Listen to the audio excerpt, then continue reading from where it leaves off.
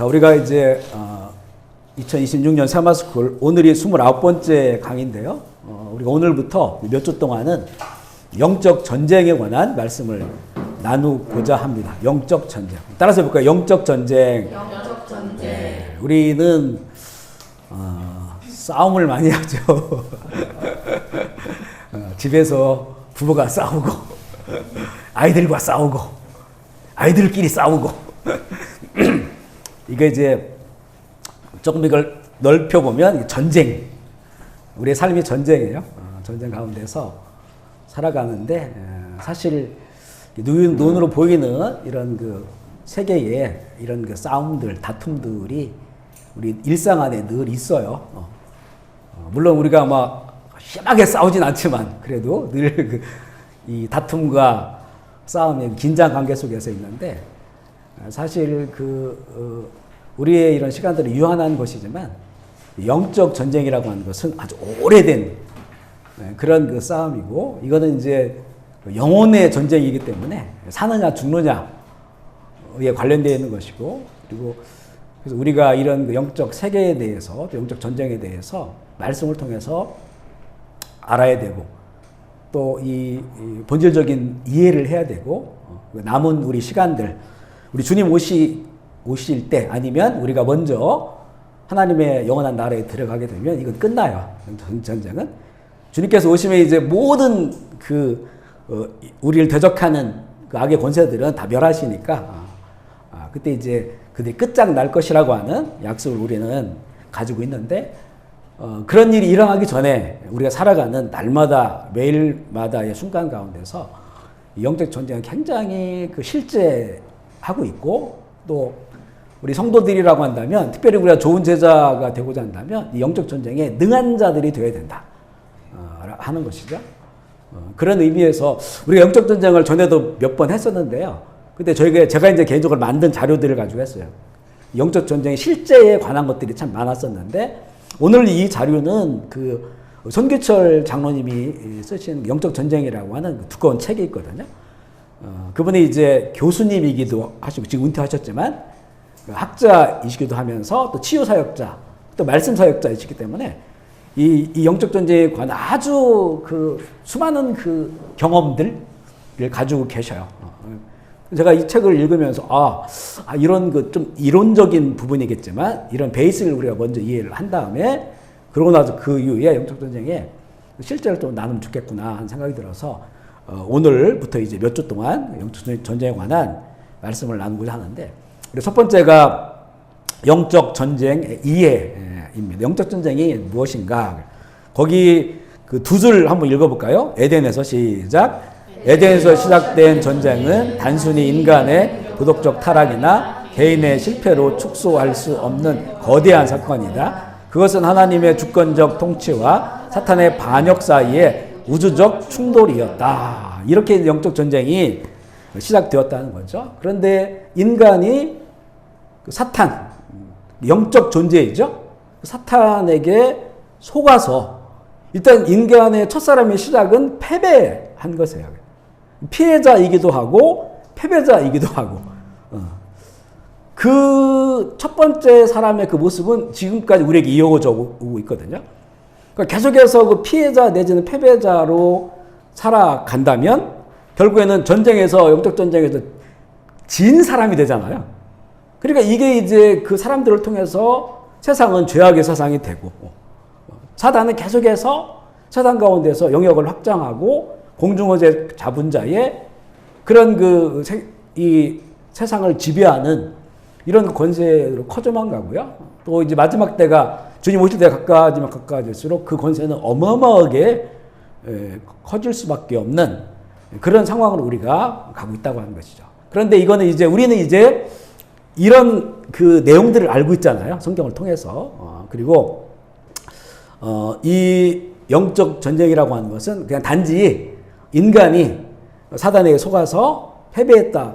피해자로 살아가게 하지 않으시고 결국 우리에게 이 왕같은 제사장 예수 그리스도를 통해서 왕같은 제사장에 대해서 하나님의 창조의 목적, 우주 창조, 인간 창조의 목적, 다시 말하면 하나님의 나라를 이뤄가는 그런 그 존재로서 살아가게끔 하시는 거죠. 근데 그 과정에서 반드시 영적 세계를 알아야 되고 영적 전쟁에 대해서 우리가 이해하고 알아야 된다고 하는 것이죠. 우리는 다 성경에 하나님을 믿고 있어야 돼요. 아멘이시죠? 성경에 하나님을 믿어요. 그리고 그의 아들 성자 예수 그리스도를 믿어요. 그분이 우리의 구주가 되심을 믿는다고요.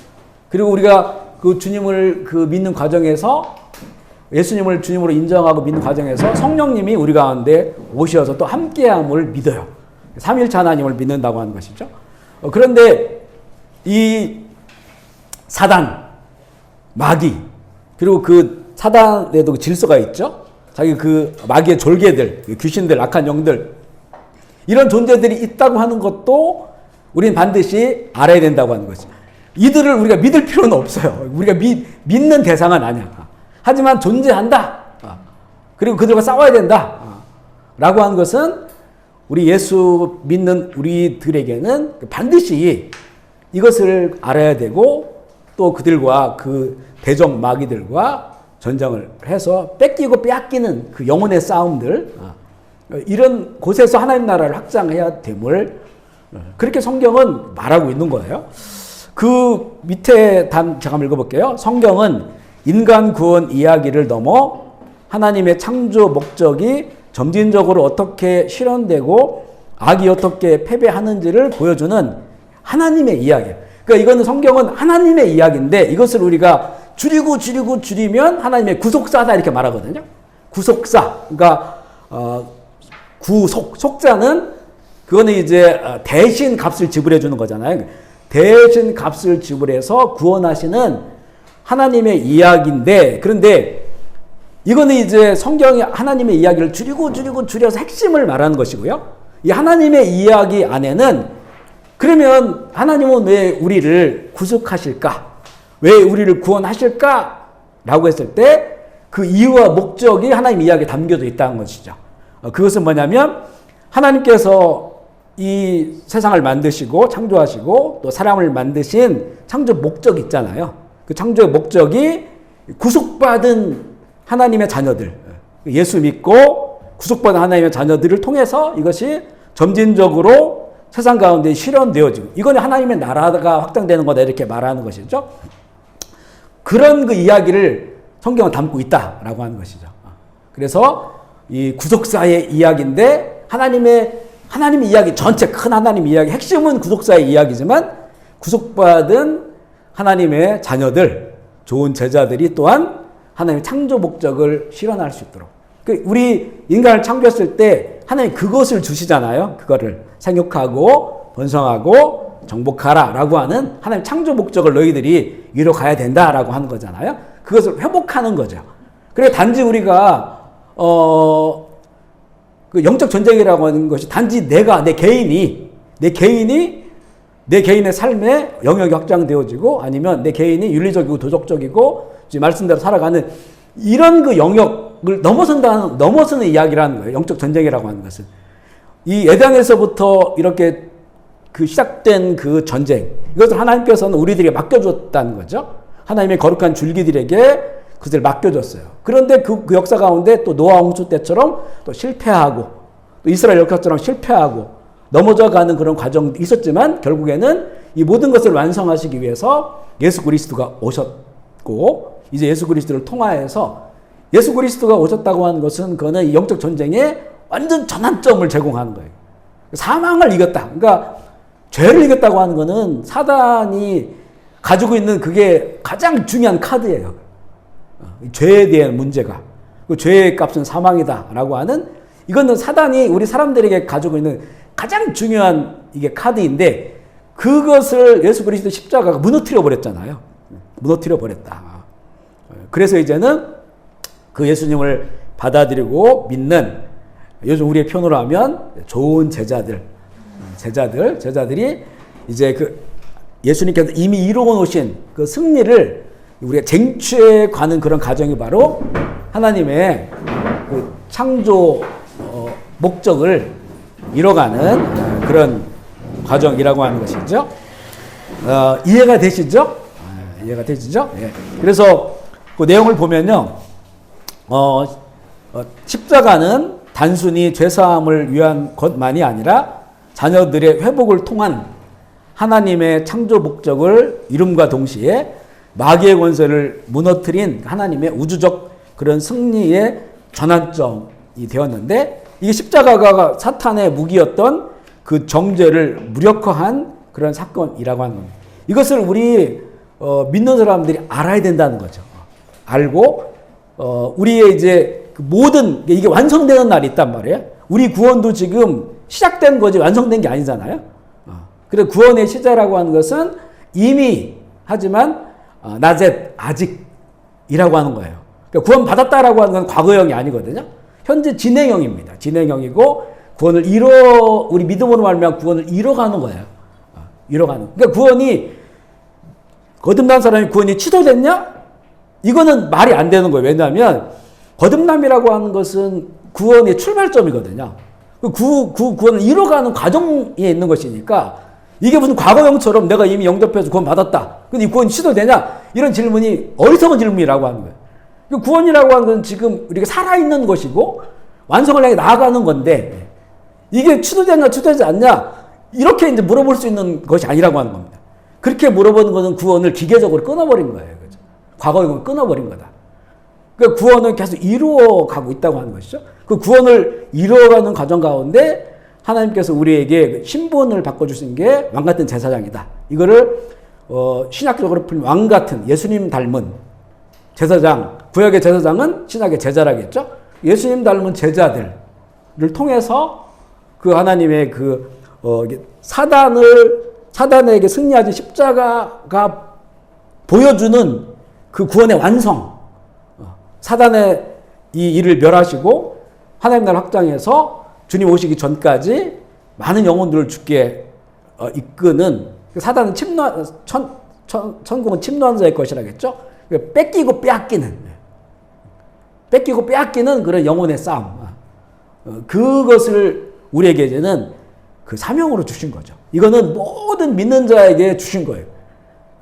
그러니까 누구는 영적 전쟁을 해야 되고 사역자들은 해야 되고 일반 우리 어린아이들은 안 해도 좋다. 이런 게 아니란 말이에요. 어린 아이들로부터 당연히 그러니까 예수 믿는 사람들이라면 선교사님들만이 아니고 모든 사람들이 그러니까 하나님의 나라라고 하는 거는 영토의 개념이 아니잖아요. 공간의 개념. 그러니까 예수님을 따라 살아가는 사람이 살아가는 공간이 하나님의 나라거든요. 그 공간 가운데서 이것을 선포하고 확장하고 그렇기 위해서는 예수님 말씀한 영적 원리가 있잖아요. 그 어느 집에 가서 그 집을 장악하려면 거기에 주인 된 사람을 먼저 묶어 놓아야 되지 않느냐. 성령으로 인하여 귀신이 떠나가면 쫓겨나면 하나님 나라가 이미 그것에 임했다는 거잖아요. 이게 영적인 뺏기고 빼앗기는 그런 싸움이라고 하는 거죠. 그러니까 성령으로 인하여야 되니까 당연히 예수님 믿어야 돼요. 거듭난 사람이어야 돼요. 그래야 그 안에 성령님이 거하시니까. 그래서 그렇게 영적 전쟁의 치열한 과정 가운데 특별히 우리가 지금 정신 차려야 되는 것은 뭐냐면 이게 이제 마지막 시대잖아요. 그러니까 계시록 12장에 보면 마귀가 자기 이제 내 때가 얼마 안 남았구나 아는 거예요. 사실 이 때라고 하는 거는 예수님이 이 땅 가운데 오셔서 십자가 부활을 통해 이 구원을 완성하신 그때로부터거든요. 그때 그 요한계시록 12장은 하나님의 이야기의 대화 드라마처럼 써놓은 거거든요. 그게. 거기에 보면 그때 사단이 땅으로 내려와요. 내려와서 이제는 온 세상 사람들을 속이고 거짓으로 속이고 이제 그들의 그 영혼을 그들의 목적은 지옥으로 인도하는 같이 지옥에 떨어지는 거니까 이제 그런 활동을 한다는 거죠. 그래서 성경을 잘 보면요. 구약 시대에는 귀신을 쫓는 게 별로 없어요. 귀신을 쫓는 게 별로 없단 말이에요. 악한 영들이 이렇게 이런 건 나오지만 그건 많지 않아요. 근데 예수님이 활동을 시작하실 때부터 사단이 역사했죠. 시험을 했죠. 그를 물리치셨죠. 그러고 나서 복음서를 보면 가는 곳곳마다 귀신들이 먼저 찾아와. 귀신같이 알아요. 예수님 어디 오실지 알아가지고 감싸버리는 거예요. 예수님을. 그러니까 다 가는 곳곳마다 물리치신단 말이에요. 이게 구약과 신약 400년 이게 공백이 있었는데 이게 어찌 이렇게 많아졌느냐라고 하는 거죠. 바로 이제는 예수님께서 구원의 사역을 완성하셨으니까 이제는 이 믿는 사람이 어마어마한 무기를 가지고 있는 거죠. 그런데 예수님이 하늘로 올라가시면서 예수님께서도 내 뒤에 임금이 온다. 세상 임금이 온다. 그러니까 이제 내 때가 얼마 남지 않았구나. 물론 그때는 자기들은 몰라요. 주님이 다시 오신 날은 모르지 당연히. 하지만 이거를 이제는 십자가 사건이 다 이루어졌으니까 얼마 남지 않았구나. 그래서 세상에 내려와서 이제는 이 악한 영들, 귀신들, 존무레기들을 통해서 다양하게 맞춤형으로 사람들을 믿는 유대인들에게는 율법주의가 되게 해버리고 사두개인들, 거기 이제 기득권자들, 부자들에게는 그 사람들 내세를 믿지 않아서 부활을 안 믿었다고. 사두개인들은. 이 땅에서 잘 먹고 잘 사는 게 천국이야. 이런 식으로 해가지고 망쳐놓는 거죠. 그리고 이제는 그게 안 되니까 핍박을 하죠. 로마 300년 동안 예수 믿으면 죽이고 브리테오 죽이고 핍박을 하는 거예요. 그럼에도 불구하고 초대교회를 뚫고 나가잖아요. 뚫고 나가면서 엄청난 그런 역사를 이뤘는데 그래서 이 로마가 인정하는 국교가 됐는데 그러다 보니까 또 이제는 명예를 갖게 되고 또 권력을 갖게 되니까 또 거기서 이제는 사단이 이렇게 이용하기 좋은 분위기가 돼요. 그럼 그때는 또 거기 있는 사람들이 사막으로 가고 광야로 가고 동굴로 들어가서 또 이게 저술 활동을 하고 이렇게 하면서 이제 또 그 시대를 지나가는 그런 역사들인데 지금은 이제는 우리 여러 차례 나눴지만 성경에도 기록되는 거죠. 말세에는 고통의 때가 이르는데 자기를 사랑하고 이게 정답이에요 지금. 자기 사랑, 이기주의. 이 이기주의를 가지고 이거는 지금 우리 시대 사람들에게는 다 먹혀 들어가거든요. 늘 우리가 이야기하는 거지만, 그죠? 네가 원하는 대로 해, 네 마음 가는 대로 해, 네가 결정하면 돼. 이런 것들. 우리 요즘 상담 이런 거 받으면 거의 이런 식으로 이제 얘기를 해줘요. 그 굉장히 위로가 돼. 제가 지금 말하면서도 제가 위로가 돼 지금. 만약에 정말 어떤 권위자가 그렇게 나에게 얘기해준다면 그게 나한테 진리처럼 들리지 않겠어요? 얼마나 좋은 얘기예요. 그렇죠? 교회에서 목사님이 찾아갔더니 어려운 문제 찾아갔는데 목사님이 이렇게 위로를 해주면 네가 마음 가는 대로 해. 네 감정 되는 대로 해. 좋아하는 거 해. 이렇게 한다면 이거 분명히 문제가 있는데 지금 이 사람은. 말씀으로 보면 문제가 있는데 그렇게 말하지 않고 그 수술을 하려고 하지 않고 그 도려내려고 하지 않고 이렇게 말해주면 그런데 듣는 사람은 얼마나 그게 힘이 돼요. 그죠? 이런 것들이 결국에는 말세의 사단 마귀의 가장 강력한 무기는 이기주의다. 자기만 생각하고 자기 중심의 삶을 살아가게 하는. 이게 이제 정말 성경에 기록된 마귀의 마지막 전략이에요. 우리는 정말 이거와 싸워야 되는데 이거 싸워야 되는데 정말 잘 안 되고 또 지금은 이제 우리 자녀들도 뭐 하나만 낳은 경우도 있고 너무 이제 애지중지 기르다 보니까 아이들은 기본적으로 자기 중심으로 살아가요. 네. 요즘 뭐 어디 외식 나가면 누가 먹고 싶은 거 먹어요? 애들 먹고 싶은 거 먹는 거야. 애들 먹고 싶은 거. 우리 옛날에는 우리 할머니, 할아버지, 부모님 뭐 드시겠습니까? 그분들 취향으로 가잖아요. 지금은 다 아이들. 그런데 그때부터 이게 강화되는 거죠. 물론 이런 것들이 뭐 나쁘다 이런 건 아니지만 시대의 흐름이 이렇게 된다는 거예요. 그리고 이제 뭐 학교에서도 다 마찬가지잖아요. 선생님이 뭐라고 할 수도 없고 뭐라고 했다가 난리가 나고 이렇게 되어지는 시대니까 정말 이 사단의 전략이 어마어마하게 통하고 있다. 근데 우리는 그거를 그게 그 좋은 것이다. 그런 세상이 되어야 된다. 이렇게 따라가고 있으니까 교회와도 잘 분별이 잘 안 되는 그런 시대를 가고 있는 것이죠. 그래서 이제 우리가 이미 예수님께서 십자가를 통해서 그 영적 분위기를 완전히 바꿨단 말이에요. 늘 이렇게 이스라엘이 어떤 구약의 그 실패에 거듭하잖아요. 그 실패를 거듭하는 이런 상황 속에서 이제는 십자가와 부활을 통해서 이제는 우리에게 싸우면 승리할 수 있는 그걸 주신 거예요. 근데 이걸 결국엔 또 이거를 잘 못 보게 하고 이 싸움을 하지 못하게 만들고, 그러니까 자기의 어떤 자아라고 할까요? 자아의 이런 감정이라든가 이런 것들이 이걸 진짜인 줄 알고 있어요. 이게 진리가 가려지고 거짓 위에 세워진 집인데 나의 감정이라든가 또 내 뜻이라든가 내 의지라든가 이런 것들이 거짓의 집 위에 쌓여져 있는데 이건 그냥 이게 난 줄 알아. 이게 내 자아인 줄 알아. 그러니까 이걸 괜히 보듬으려고 하고 있다고. 그래서 영적 전쟁을 하려면 이거 판을 좀 깨트려야 돼요. 깨트려서 처음부터 봐야 돼. 그걸 볼 수 있는 게 이제 하나님 우리에게 주신 말씀이죠. 그리고 살아있는 성령님이 우리 가운데 계속 말씀해 주시는 거예요.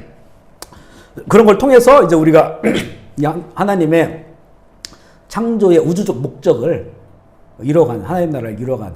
그러니까 영적 전쟁 이전은요, 그냥 단지, 예수 이름 명하니 떠나갈지어다. 이 정도가 아니라는 거예요. 본질부터 생각해 보야 돼요. 예수 이름으로 떠나갈지어다도 내 이기적인 욕망에서 할 수도 있어요. 남편이 나한테 잘못해준다. 그 뒤통수가 되고 사탄아 물러가라. 막. 또 남편은 부인에게 사탄아 물러가라. 이 말로는 못하고 그냥 속으로. 네가 바뀌어야 돼. 네가 변화해야 돼. 이걸 이제 영적 전쟁을 해버리는 거예요. 근데 그 안에는 자기가 있는 거죠. 자기 중심에. 영적 전쟁마저도 자기 중심의 그런 목적을 가지고 한단 말이에요. 그래서 이 기초부터 우리가 이거를 잘 봐야 된다. 그리고 나의 이런 우리가 흔히 자아라고 하는 나의 나된 거 이것이 어떻게 형성되었는지 라고 하는 것들도 잘 봐야 되고요. 사실 우리의 그 감정들이 있잖아요. 감정들이 다 진실되질 않아요. 진실되지 않아요. 거짓된 자아에서 거짓된 감정들이 많아요. 그게 왜곡된 거. 그리고 그게 심해지면 결국엔 그 뒤에는 배우가 있어. 사탄이 있단 말이에요. 마귀가 있단 말이에요. 그걸 컨트롤하려고 하는. 그걸 통해서 사람을 망가뜨리고 망쳐버리게 하고 하나님 나라를 대적하게 만드는 그런 것들이 있단 말이죠. 근데 우리는 그냥 내 안에서 솟구치는 감정들은 이게 내 거야 원래부터 이렇게 생각하는 거예요. 그걸 그냥 신뢰하고 가버린단 말이죠. 그리고 다른 사람 감정은 이해하지 않고 이런 것들이 이제 정말 이 하나님 나라를 언제 이뤄가지 못하는 그래서 걸려 넘어지는 게 참 많아요. 그렇기 때문에 이 영적 전쟁에 대해서 잘 이해를 해야 되고 이거는 거의 우주적 관점에서 하나님 나라 창조의 질서와 목적이라고 하는 하나님 형상의 회복이라고 하는 그런 관점 가운데서 우리가 이것을 봐야 된다는 거죠. 요한 1서 3장 8절 말씀 한번 읽어볼까요? 시작. 죄를 짓는 자는 마귀에게 속하나니 범죄함이라 하나님의 아들이 나타나신 것은 멸하십니다. 자, 오늘 죄 안 지신 분 있습니까? 마음과 생각으로. 말로는 안 했지만, 행동은 안 했지만, 성경적인 그 범죄는 바로 우리 생각과 마음으로부터니까. 저도 당당하지 못하죠. 그러면 죄를 짓는 자는 마귀에 속했다 하잖아요. 그러니까 이게 얼마나 그 마귀의 권세가, 죄의 권세가 우리 믿는 우리들, 택함받고 천국을 향해 가는 우리들의 그 내면과 삶의 저변에 엄청나게 이게 깔려 있다는 거죠. 올무를 놓고 있다는 거예요. 그래서 이것을 잘 이해하지 못하고, 이 영적 세계나 영적 질서와 영적 전쟁을 이해하지 못하면, 그냥 우리 삶 온통이 이런 그 죄에 대해 빠지지는 않더라도, 저와 관련된 것들로 포위되어서 살아가는 수밖에 없는 그런 상황이라고 하는 것이죠. 그래서 우리가 얼마나 민감하게 영적 전쟁을 해야 되는지, 그것을 알아야 되고, 그리고 영적 전쟁이라는 것에 대해서 싸움은 할수록 늘어요. 점점점 이게 쉬워져. 이게 안에서 문제지, 자꾸 하다 보면, 처음에 영적 전쟁 하려면 굉장히 막 두렵기도 하고, 또 이게 무슨 큰 일처럼 느껴지기도 하고, 그렇지 않거든요. 이미 예수님께서 우리에게 그 승리할 수 있는 무기를 주셨잖아요. 이걸 그냥 자연스럽게 사용하는 거예요. 그러다 보면, 처음에는 해도 잘 안 되고 하다가 계속해서 믿음을 가지고 하다 보면, 물론 영적 전쟁을 하려면 기준이 있어야 돼요. 이게 대적하는 거냐? 아니면 내 이기적인 앞서 얘기한 것처럼 이기적인 거냐 이걸 봐야 돼. 이거는 말씀과 성경에서 보니까 이건 사단을 대적해야 되는 것이구나 라고 했을 때 그것에 대해서 선포하고 대적하고 예수의 이름, 십자가, 보혈의 능력 이것을 사용해야 되는 것이죠. 저도 보면 뭐 새벽기도 할 때도 그렇고 그냥 잠을 잘 때도 그렇고 하여튼 뭐 하루에 술을 셀 수 없을 정도로 그냥 지금은 자연스러워져. 그렇다고 이게 한 번에 딱 우리가 영적 전쟁한다고 승리하냐? 그건 또 아니에요. 앞서 얘기한 것처럼 죄의 그 사슬이요 우리 삶을 완전히 둘러매고 있어. 그러니까 이거는 그냥 시시때때로 수도 없이 무시로 이렇게 해야 되는 거죠.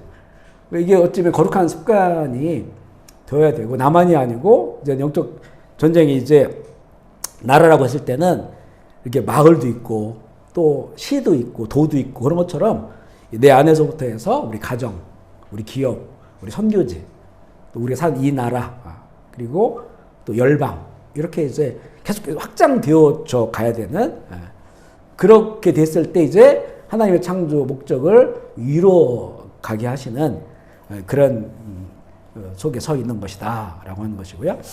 영적 전쟁은 예수 그리스도의 십자가 은혜로 죄에서 해방된 왕같은 제사장, 예수님을 닮은 그런 제자들이 하나님의 창조 목적과 하나님의 나라를 이루기 위하여 이미 주신 그런 그 승리로 예약됐다고 해요. 이미 예약된 이런 그 승리로 성령 안에서 마귀와 마귀의 일을 멸하는 것이다.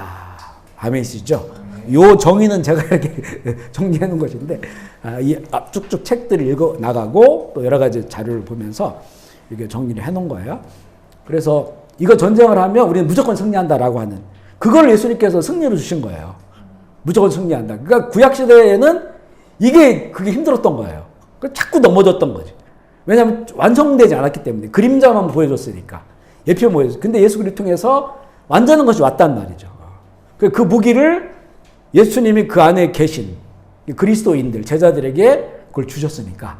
근데 이걸 이제 안 쓰면 무뎌지고 작아지고 이걸 이제 더 나를 갈고 이 칼도 큰 칼로 말씀의 검도 가지고 있고 이거는 그러니까 자꾸 해야 된다는 거예요.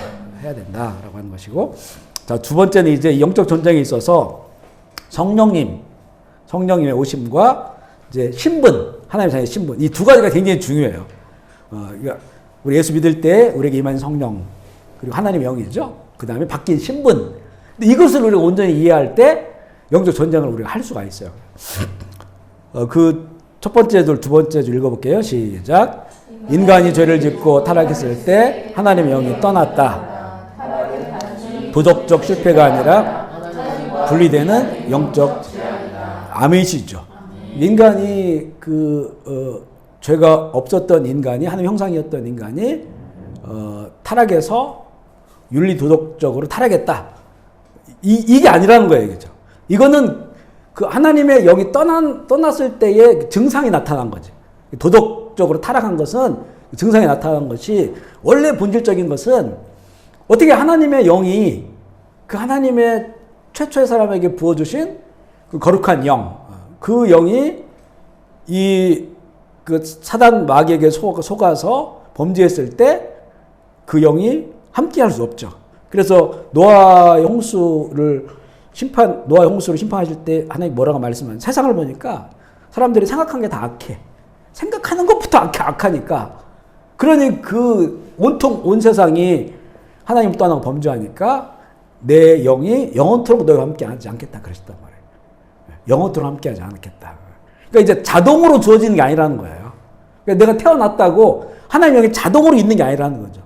이미 이제는 그 아담의 때로부터 이제는 하나님의 영이 자동으로 그들에게 주어지지 않고 하나님께서 의인을 인정하는 노아 가족을 통해서 거룩한 줄기들을 이어나가게 하시고 결국에는 예수 그리스도를 통해서 이미 새 언약으로 주신 하나님 법이죠. 예수님을 영접하는 자에게 하나님의 영이 함께 하시는 거죠. 함께 해서 이제 새로운 그 질서가 만들어지게 되는 것이죠. 이 하나님과 분리된 영적, 여기 보면 이제는 이렇게 표현했죠. 하나님의 영이 떠났다. 인간이 죄를 짓고 타락했을 때 하나님의 영이 떠났다라고 표현해요. 떠났다는 표현이 그래도 가장 적절한 것 같아요. 하나님의 영이 떠났다. 어떤 표현은 하나님의 영이 죽었다. 이렇게 표현도 하는데, 그러면 사람은 영과 혼과 육의 원래 존재가 그런 존재잖아요. 하나님의 영이 떠났으면 그 자리를 무엇가 채울까? 세상의 영이 채우는 거죠. 세상의 영의 배후에는 사단 마귀가 있죠. 죄의 영이에요. 그래서 성경에 보면 이 다른 영이라고 표현도 하고, 또 세상의 영이라고도 하고요. 악한 영이라고도 하고, 귀신들에게도 악한 영아 이렇게 예수님께서 말씀하시거든요. 그런 것들이 채워지는 거예요. 그 빈 곳에. 그러니까 이게 영적이라고 하는 것은 쉽게 바뀌지 않는다는 거거든요. 영적이라고 하는 거. 정말 바뀌기 어려운 건 이단의 영에 빠진 사람들이라겠죠. 이게 그냥 나의 혼이 그냥 그 이단들의 그런 얘기를 들어보니까 이게 좀 이 말이 맞는 것 같다. 그래서 그 가는 게 아니고 그런 과정을 통해서 이단의 영이 들어가는 거예요. 영들도 세분화시켜 보면 뭐 중독의 영들도 있고, 하나에 중독된 사람은 계속 다른 것에 중독되고 그런 것들이 있죠. 그 뭐에 막 몰입하고 집착하고 이런 것들로 다 그 다른 영을 세분화시켜 보면 그런 것들이 다 나누어져 있단 말이에요. 이게 뭐냐면 맞춤이에요, 맞춤형. 이 사람이 약한 거. 이 사람이 이런 건 괜찮아. 아무리 시험해도 이거 안 넘어가. 근데 이 부분에는 넘어가. 그런 것들이에요. 그러니까 그거를 이제는 세상의 영이 대치를 한 거죠. 이거 마귀에서 온 영이니까. 그래서 사람을 구원한다는 게 이게 쉬운 게 아니에요. 그래서 구원한다는 게. 그리고 구원해서 정말 이제 하나님의 거룩한 영으로 내 혼이 그것을 선택하고 반응하고 그렇게 살아가기도 또 어려운 거예요. 그래서 이 부분의 영적 전쟁이 필요하고, 날마다의 선택과 혼적인 영역에서 선택과 그리고 결단과 그리고 의지적 고백들과 이런 것들이 중요하다는 거죠. 주님 오실 때까지는. 그런 부분들을 여기서 쭉 설명하고 있는데요. 그 새언약의 성취도 한번 읽어볼까요? 시작. 새언약의 성취, 하나님 나라 복음의 핵심은 하나님의 영이 우리에게 다시 임하신다는 데 있다. 이를 위하여 반드시 치러져야 했다. 그 때문에 예수님께서 이 땅에 오셔서 십자가를 지신 아멘이시죠. 이 죄의 문제가 해결되지 않으면 그 첫사람에게 임했던 하나님의 영이 들어올 수가 없죠. 왜냐면 그 죄 때문에 떠나셨는데, 죄가 해결되지 않으면, 물론 우리가 지금 죄악 가운데 살지만 이거는 이미 예수님의 십자가를 통해서 해결됐단 말이에요. 이게 그 믿음으로 말미암아 해결됐으니까, 그래서 그 해결된 자리에 하나님의 성령이 들어오시고 성령이 임한 사람을 거듭난 사람이다. 그리고 구약의 여러 군데에서 내가 이제는 그날이 오면, 그날 예수님 이 땅 가운데 오셔서 십자가 지시고 그 대속하신 것을 말하는데, 부활하신 것을, 그날이 오면 내가 새 마음을 주고 새 영을 부어주겠다 이렇게 말했어요. 그러니까 구약시대에는 하나님께서 선택한 사람들, 그 사람들, 물론 그들에게도 죄사함의 제사가 있었죠. 죄사함의 제사를 통해서 선택받은 사람들에게 하나님의 영이 임했단 말이에요. 이거는 특별한 사람들에게. 그리고 이제는 그 다른 백성들에게는요, 율법을 주신 말씀. 그러니까 혼적으로, 자기의 혼으로 그 하나님의 주신 여러 가지 뭐 정결법도 있고 도덕법도 있고 제사법도 있잖아. 이런 거를 지키면서 살아가는 거야. 근데 어떤 때는 잘 지켜요. 잘 지켜. 다윗 왕 때 시대도 마찬가지. 늘 하나님 찬양하고 예배하고 말씀대로 통치하고 한단 말이에요. 그런데 또 그런 시대가 지나가면 사람의 혼적인 능력이라고 하는 게 이게 이제 또 무너지는 거죠. 자꾸 이제 탐하고 그리고 더 많이 가지고 싶고 이런 것들이, 그리고 군림하고 싶고, 그러다 보니까 이제는 이게 무너져 내리는 거죠.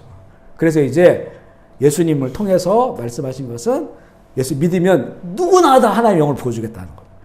그 영이라고 하는 건 이제는 그 율법 말씀, 그 말씀으로 살던 사람들이 하나님의 영이 부어졌을 때, 그리고 하나님의 영이 부어졌을 때는 이렇게 새로운 그 언약이 시작되는 거잖아요. 이 모든 것 안에, 그러니까 율법에서 주신 그 수많은 계명들이 있잖아요. 이 모든 것이 하나로 종합되는 게 예수 그리스도예요. 예수 그리스도를 믿고 그분을 따라가는 거. 그리고 계명 하나밖에 없어요. 새 계명을 주노니 서로 사랑하라. 10개의 계명이 하나로 다 하나가 돼버리는 거예요. 근데 그 사랑이 뭐냐? 사단은, 마귀는 이 사랑마저도 타락시켜버리잖아요. 이 사랑마저도. 이기적 사랑으로. 그러니까 우리가 그걸 항상 십자가 사랑이라 말하는 거죠. 십자가 사랑. 하나님의 사랑, 예수 그리스도의 사랑. 그래서 그 새 언약 이 안에서 이미 그 성취되신 그 일을 이제는 하나님의 성령이 우리 안에 오셔서 그 일을 하시는데, 성령님이 어떻게 일하시냐면요. 성령님 우리가 보혜사라고 하잖아요. 보혜사. 보혜사는 어찌 보면 주도하시는 분은 아니라는 거예요. 왜냐하면 보혜사라고 하는 자체가 보호하시고 은혜 베풀어 주시는 일을 하신다. 사자, 일사자. 그런 거니까 그 주도적으로 하시는 게 아니고 도와주시고 협력하시고, 그리고 이제는 이 관계가 깊어지면, 성령님과 관계가 깊어지면 성령님 나를 이끌어 주세요. 나를 인도해 주세요. 견인해 주세요. 이래야 성령님이 주도적으로 하시는 거예요. 그러니까 우리 가운데 혼이 있잖아요. 타락한 것도 혼이 먼저 타락했어요. 왜냐하면 사다 뱀이 하는 말을 들어보니까 이게 이해가 되거든. 이게 기가 막히거든. 하나님처럼 될 수 있어. 그러니까 생각과 마음으로 혼적인 거죠. 그걸 먹어버렸단 말이에요. 그랬더니 영이 떠나버린 거야. 그래서 우리가 이제 하나님 나라가 영원한 하나님 나라 이르기까지는 이 혼 안에서의 선택이 굉장히 중요하다는 거예요. 그러니까 우리가 늘 말하잖아요. 우리 어떤 변화를 원할 때 막 혼적으로 애쓰고 노력하고 이런 것도 중요하지만 더 중요한 건 뭐냐? 갈망하는 게 중요하다라겠죠. 하나님, 내가 변화되기를 원합니다. 내 현실은 이렇고 잘 안 됩니다. 그렇지만 내가 하나님 뜻대로 살기를 원합니다. 성령님 도와주십시오. 이렇게 해야 성령님이 초대를, 우리의 성령 초대해서 그분이 이제는 점점 그 보혜사 역할을 많이 하시게 되는 거란 말이에요. 그러면서 이제는 거기에 우리 혼적인 그 선택과 결정과 결단과 성령님과 대화와 묻는 것들과 이런 것들이 그 안에 다 포함되어 있는 것이죠. 그러니까 성령님 없이 나 혼자 막 애써가지고 원수를 사랑하려면 이게 되겠습니까? 그것 때문에 오히려 병 걸리죠. 힘들죠. 그게 안 되니까 성령님이 도와주신 분이니까 성령님이 나를 도와주십시오. 갈망하는 마음. 그리고 그분을 갈급한, 정말 이 광야에 뛰어다니는 그 사슴처럼 목말라가지고 죽을 것 같은 그런 심정으로 하나님을 찾고 예수를 찾고 성령님을 찾는 것이 가장 우선 길을 여는 것이고요. 그랬을 때 이제 성령님은 말씀을 통해서 감동을 또 우리에게 그 길을 이뤄갈 수 있도록 해주시단 말이에요. 그러면 성령님이 이렇게 파트너십으로 있다가, 아니 그것도 성령님께 갈망을 안 하면 그냥 여기서 침잠에 계시는 거예요. 머물러 계시고 아무 일도 안 하시는 거예요. 왜냐하면 하나님의 형상이라는 건 자유의지이기 때문에, 자유의지를 주신 게 최고의 하나님의 형상이거든요. 너희가 결정할 수 있어, 이거거든요. 근데 교만해지니까 자기가 하나님이 돼버린 거지. 내가 내 뜻대로 다 해버리는 건데, 그러니까 우리에게 자유의지를 주고 하나님 엄청난 모험이죠. 그렇지만 늘 말하는 것처럼 그랬을 때 하나님을 결정하는 사람이 진짜야. 로봇가 아니고. 로봇은 다 주입시켜놓은 로봇은 날마다 하나님을 찬양하겠죠. 영혼에서 영혼까지 하나님 찬양하라. 그렇게 입력시켜 놓으면 그 찬양하면 그 의미가 없어요. 그게. 하나님 형상도 아니고. 자유의지를 주셨다는 게 우리 혼에게 주신 가장 큰 하나님의 형상이 자유의지란 말이에요. 그런데 이 자유의지가 하나님을 선택하고 그 말씀을 따라가려고 했을 때 우리 예수 믿고 우리에게 오신 성령님의 역할이 중요하다는 거예요. 그리고 자유의지를 활짝 열어서 다른 것도 우리가 선택할 수 있지만 그건 십자가에 못 받고 그 성령님께 구하는 거예요. 갈망하는 거죠. 그러면 이제 성령님의 9가지 열매 선물로 우리에게 주어지고 변화의 삶을 살아가면서 하나님 창조 목적과 질서를 이뤄가는 확장된 예수님의 좋은 제자로서의 삶을 살아가기 때문에 그래서 성령님의 역할이 그렇게 중요하다라고 하는 것이죠. 그래서 그 성령님께서 오셔야 되기 때문에 죄사함이 필요했고, 그러니까 예수님의 그 구속사는요, 이게 최종적 목적이 아니에요. 과정입니다. 과정. 우리의 죄를 왜 사해 줬을까? 그 성령님 오셔야 되니까. 죄인의 상태에서는 성령님 오실 수가 없어요. 거룩한 영이. 그냥 죽는 거예요. 죄인이 하나님 만나면 죽는 거예요. 그런데 예수님을 통해서 죄사함 받으셔서 성령 오신 것은, 그러면 이제는 예수님의 구속사하는 목적이 아니고 과정이다. 과정. 그러면 목적이 뭐냐? 그게 앞서 말했을 때 이제는 하나님의 나라. 그래서 예수님은 그래서 복음을 선포할 때 천국 복음이라고 말해요. 하나님 나라 복음. 내가 너에게 주는 복음은 하나님 나라 복음이야. 이렇게. 하나님 나라의 복음, 하나님 나라의 기쁜 소식을 너에게 전해줘야 되기 때문에 너희가 그 나라에 살아가야 되기 때문에 우리의 죄를 씻어주는 거예요. 아멘이시죠? 그래서 최종적 목적은 하나님의 나라. 하나님의 나라는 반드시 영적 전쟁을 통해서 쟁취되어야 되는 것이다. 그리고 그 일을 위해서 성령님이 오셔서 진리의 영이 오시고 보혜사로 오셔서 우리가 그 길을 갈 수 있도록 도와주신 분이니까 성령님과 친밀한 동행과 교제가 중요한 것이고, 우리 히브리서 9장 15절 말씀 읽어볼게요. 시작. 이로 말미암아 그는 새 언약의 중보자이시니 범한 죄에서 속량하려고 죽으사 부르심을 입은 자로 하여금 영원한 기업의 약속을 얻게 하려. 아멘이시죠?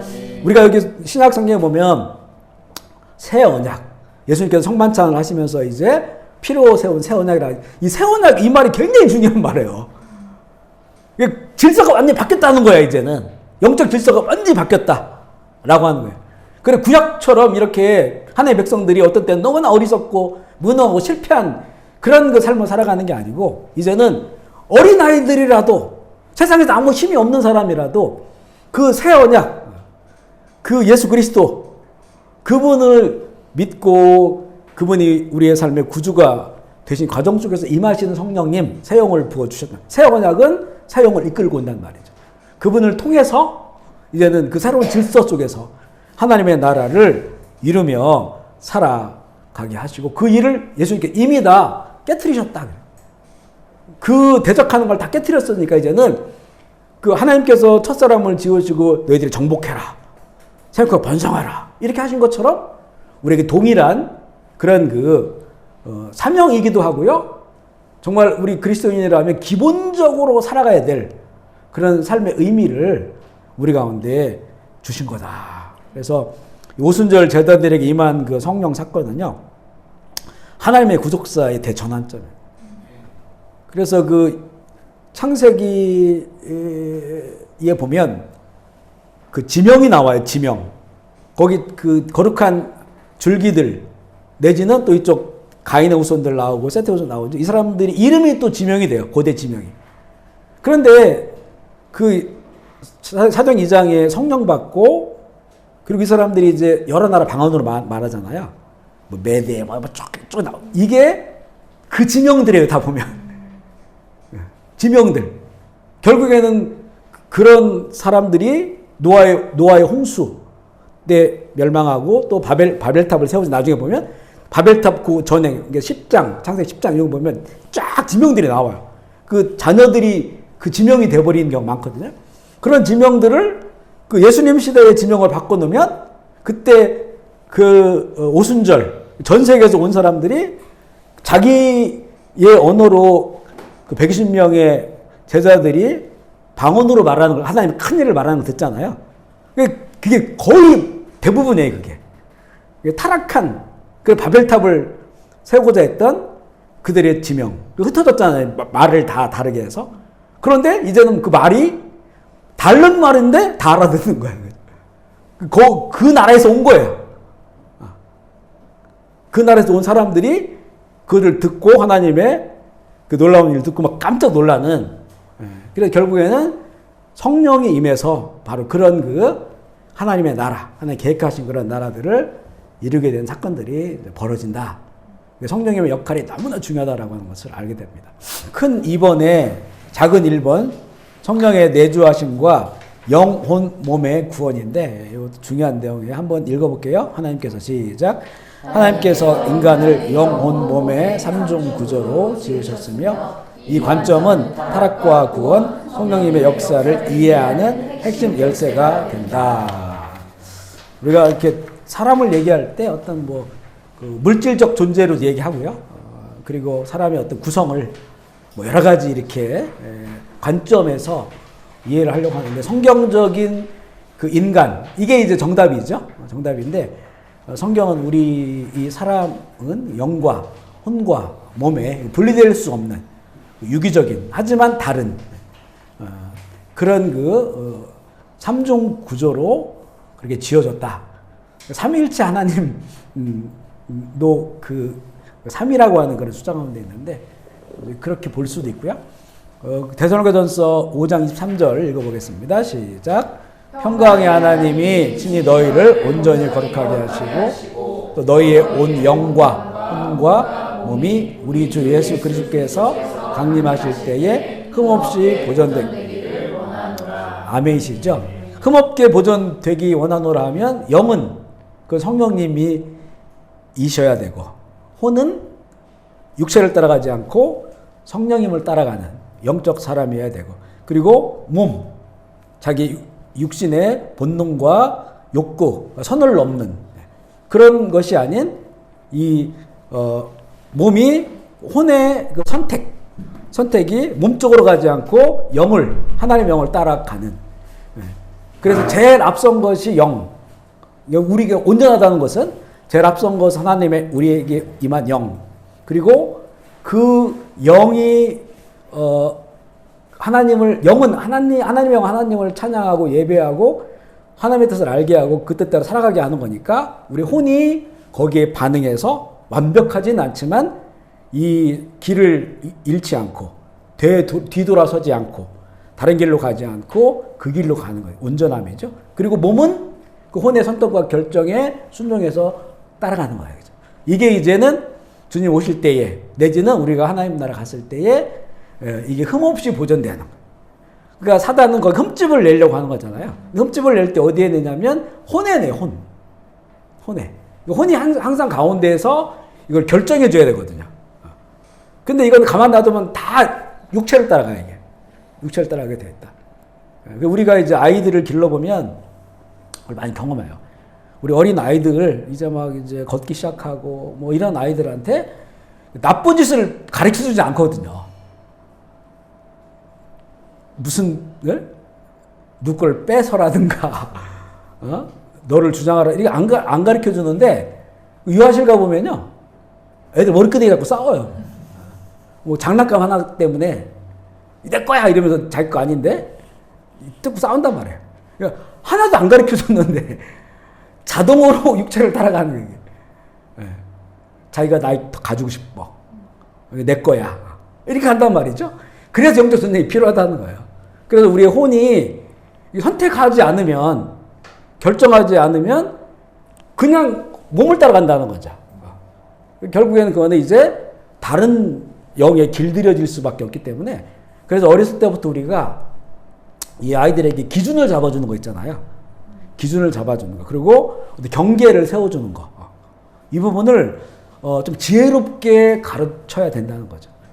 우리 지난번에도 한번 나눴지만, 우리 미국으로 간, 우리 교회에서 아동부에서 이제 양육을 받고, 중학교 올라와서 우리 일부 예배 드리고, 그렇게 이제 몇 년 동안 양육을 받았던 친구가 이제 미국으로 갔단 말이에요. 근데 이제 그 부모님한테 그러더라는 거예요. 그죠? 그 폰펜 제일교회 그 설교가 좋다. 그 설교가 그립다. 이거는 우리가 설교를 잘한다 못한다고 떠나서 아이들한테 기준이 생겼다는 거예요. 그리고 어디 가서도 관심이 없으면 우리 교회에서 말씀을 우리 교사들이 또 우리 설교자들이 그것을 정말 순수하게 복음을 전하고 아이들을 사랑하는 마음으로 양육하고 또 부모들이 거기다 양육하고 이걸 안 했으면 기준이 없어. 여기서도 그냥 핸드폰하고 예배 시간에 거기서 핸드폰 하면 설교가 무슨 설교가 들려오든지 아무렇지도 않단 말이에요, 그게. 근데 그 중학생이 그게 구별이 된다고 하는 거는 기준이 채워졌다는 거예요. 그러니까, 저 설교가 더 나아라고 하는 거는 그 성경적이고 복음적이고 이런 것들이 자기가 안에 있으니까 아닌 거가 느껴지는 거예요. 여기는 왜 이렇게 세상 얘기 많이 하지? 왜 이렇게 드라마 얘기하지? 무슨 유명한 무슨 철학자 얘기해야지? 그러니까 이렇게 기준이 딱 세워져 있으니까 이게 분별이 된다는 거죠. 그래서 우리가 아이들을 자랄 때 성경을 많이 읽히고 성경을 암송하게 하고 좀 자연스럽게 강제로 하면 또 이게 벗어나요. 그러니까 자연스럽게 그것을 할 수 있는 교육을 하면 그러면 이제 이 기준이 자기도 모르게 기준이 세워져요. 그러면 이제 내 혼이 선택을 하게 돼 있어. 어디 가서도 교회를 쭉 다녀보고 여기서 양육을 받아야겠구나. 여기서 찬양해야겠구나. 근데 그렇게 없는 사람들은요, 그냥 부모가 교회 안 갔다 오면 혼나니까 아무 데나 그냥 가서 그냥. 그래 우리가 여기서 이제 학생들이 졸업하고 한국이나 어디에 들어갈 때 교회를 선택할 때 꼭 그 얘기를 하거든요. 너를 양육시켜줄 수 있는 데로 가라. 양육 프로그램에 있는 말씀으로 양육하는 그런 데로 가서 양육을 받아야 된다. 계속적으로. 예배 한번 드리고 그냥 그렇게 나오면 이게 이제 정말 말씀이 사람을 변화시키는데 점점 이 기준이 무너져 흐릿해져 버려요. 그래서 그냥 혼합되어 버려요, 세상에. 그러면 이제 방황하는 시간들이 생기기 때문에 그래서 이렇게 영, 혼, 육인데 지금 우리에게 가장 중요한 건 혼이다, 혼. 이 혼이 그 말씀으로 성령으로 기준을 잡아가지고 영적 삶을 지향하고 영적인 것을 따라가게 하고 이 몸의 본능, 욕구, 과한 욕구 물론 몸의 본능은 우리 다 있잖아요. 그걸 제로로 만들 수는 없잖아요. 뭐 먹고 싶은 거, 또 어떤 성적인 것들, 또 어떤 다른 그 욕구들 이게 없으면 사람이 아니죠. 그러니까 그런 욕구들이 있지만 그것이 이제는 이 말씀의 선을 벗어나지 않게, 말씀을 부패시키지 않게. 그러려면 그 기준을 가지고 있어야 된다는 거예요. 뭐가 부패되는 거냐? 그러니까 진짜 하나님께서 이스라엘 심판하실 때 보면 내가 부패했는지 안 했는지도 모를 때, 그 마지막으로 선지자를 보내 경고하는 거잖아요. 이게 부패된 거야. 그런데도 자기들은 몰라. 너무 무뎌져서 화인 맞은 상황이 된 것이죠. 그럴 때 이제는 결국에는 방법이 엄청난 고통 가운데 가게 되는 것이니까 하나님 그들을 포기하지 않으셨기 때문에 그런 모습들을 우리가 보게 되는 것이죠. 그래서 인간은 물질적 존재가 아니라 이거는 이제 그러니까 막시즘이라든가 이런 그 사회주의, 공산주의 또 인본주의 그런 그 배경에는 물질주의가 있어요. 그래서 이 막시즘의 기본이 뭐냐면 사람에게는 그 정신이 있고 혼이 있는데 그 이전에 뇌가 있다는 거, 뇌는 물질이 아니냐 이거죠. 그러니까 물질이 정신에 우선한다. 그래서 재화가 바뀌면 이 시스템이 바뀌면 이게 사람 생각이 바뀌는 거다. 그래서 이 봉건주의 시대에는 봉건적 사고를 하고 그리고 나중에 산업혁명이 돼서 이럴 때는 또 그런 정신과 마인드를 가지고 살아가고 그래서 체제를 공산주의를 바꾸면 모두가 다 평등하게 사는 세상이 된다는 거예요. 그래서 하나님이 없는 거예요, 거기는. 하나님이 개입하면 그게 아니잖아. 인간이 물질 아니라는 거잖아요. 모든 게 뇌의 영향이 아니라는 거죠. 하나님의 영이 임해서 영과 혼과 몸의 존재이기 때문에 그렇기 때문에 이제 하나님께서 차라리 하나님과 교제하고 뜻 안에서 그래서 사도행전 그 2장 3장에 나오는 그 공동체가 형성되잖아요. 자기 걸 여기지 아니하고 다 꺼내놓고 거기서 이제 나눠주고 필요한 사람 기쁨으로 떡을 뗀단 말이죠. 이게 이제 공산주의 이론의 모체가 되잖아요. 근데 이 사도행전에서는 성령 받고 구원받은 기쁨과 감격으로 근데 우리 교회 형제들 중에서 어려운 사람이 있으니까 자발적으로 내놨단 말이에요. 공산주의 이거를 강제로 뺏는 거예요. 강제로. 그러니까 사람을 그냥 물질로 인정하기 때문에 그런 거예요. 뺏어서 나눠주면 된다 이렇게 되는 거죠. 그래 평등해지면 파라다이스가 온다 이거잖아요. 근데 그거는 한 번도 성공한 적이 없어요. 그죠? 더 이게 이 계급 사회가 더 나누어지고 그런 것들을 보잖아요. 그래서 이 물질의 존재가 아니고 영, 혼, 육이 어우러진 복합적 존재다. 우리가 그래서 보면요, 신앙생활 하면서도 이제 몸의 병이 오는 사람도 있고 마음의 병이 오는 사람들도 있어요. 영적 침체가 오는 경우도 있고. 그런데 이 모든 게 다 회복되어질 때는 세 가지가 회복되어져야 돼요. 같이. 그러니까 지금 이제 내 마음이 무너져 있어. 마음병이 들었는데 교회 가서 막 쭉 성경 읽고 찬송만 한다고 나는 게 아니에요. 왜냐하면 세 가지 영역인데 우리가. 그래서 하나님을 바라보고 하나님의 그 성령의 도우심을 구하면서 우리의 우리 혼을 이렇게 좀 평안을 주게 하는 거 있잖아요. 사람들도 만나고 맛있는 것도 먹고, 그리고 어떤 때는 그 우리의 불안한 요소들을 없애주는 약도 먹어야 되고, 그래서 또 몸이 마음이 무너지면 몸도 막 침체되잖아요. 일어나서 움직이고 산책하고 뛰고 운동하고 이렇게 이 어떤 영역에서도 무너졌을 때 세 가지 회복이 일어나려면 세 가지를 다 회복돼야 된다. 근데 보면 이사야서 53장에 우리 지난번에도 얘기했지만 그 세 가지 영역을 얘기하잖아요. 그가 찔림은 우리의 이 죄악을 인함이고, 그죠? 허물을 인함이고, 그가 상함은 우리의 죄악을 인하며, 그 징계를 받으므로 우리가 평화를 누리고 채찍에 받으면 나음을 이뤘도다. 이거 보면 영과 혼과 몸이에요, 그죠? 채찍에 막 몸, 평안, 마음, 혼, 그 다음에 죄, 허물과 죄, 영. 마찬가지라는 거죠. 그래서 우리가 선교사님들이나 우리 이렇게 사역자들도 보면 그런 어려움들이 있는데 다른 걸 하면 이게 죄책감이 들어. 다른 식으로 하려면. 쉬지도 않고. 내가 쉬고 맛있는 거 먹으면 저도 참 초기에 그랬거든요. 그 무슨 죄 짓는 것처럼. 그러면 그건 결국에는 내가 메시아 같은, 그 메시아 컴플렉스라고 하거든요.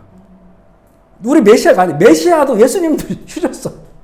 눈물도 막 흘리시고, 제자들과 생선도 구워 드시고, 혼자 계시면서 몸도 쉬시고, 기도도 하셨고, 영적으로.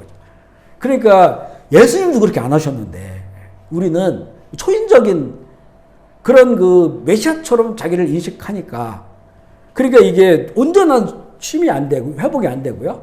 자꾸 자기를 막 이렇게 몰아가서 더 깊은 침체로 나가요. 그래서 우리가 어떤 영역이든지 하나가 무너졌다, 뭐 몸이 병들었다, 마음이 병들었다, 영적으로 힘들다 하면 세 가지가 골고루 다 어떻게 회복돼야 되는지에 대해서 그렇게 해야 된다는 거예요. 그죠? 해야 된다. 일을 내려놓아야 되기도 하고, 그리고 맛있는 걸 먹어야 되기도 하고, 누가 이렇게 섬겨주면 기쁜 마음으로 받아 주기도 해야 되고. 그 믿음이 좋은 게 아니거든요. 그걸 다 밀어내는 것들이. 믿음이 좋은 게 아니다.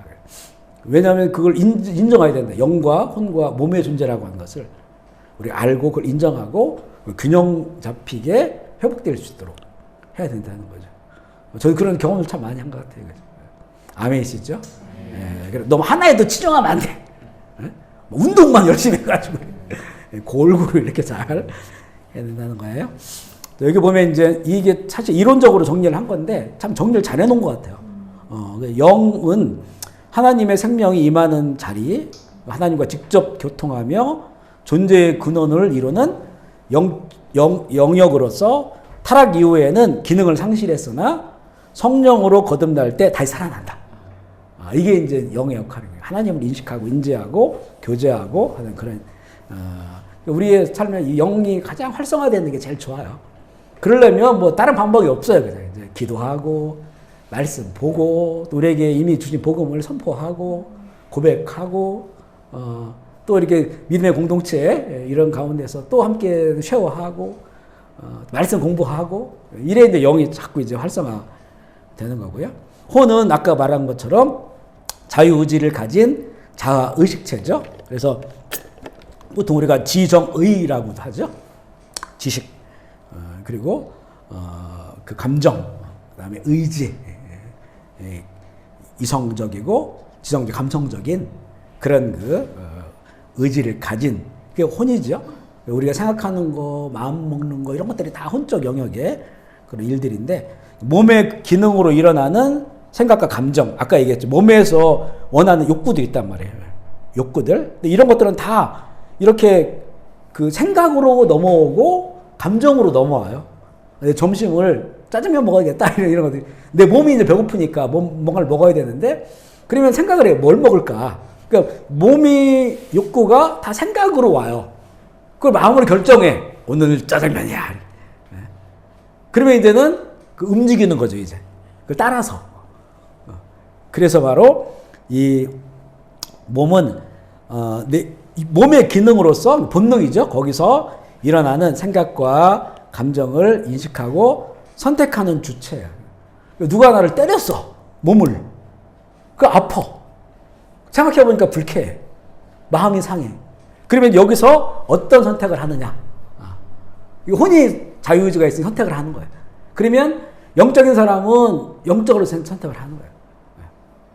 이 문제에 대해서 이제 말씀, 하나님은 내가 어떻게 하기를 원하시는가. 그리고 잘 모르겠으면 하나님께 지혜를 구하고 기도하고 그냥 그 당시에 바로 왔던 그 감정대로 하면 그러면 이제 문제가 커지는 거죠.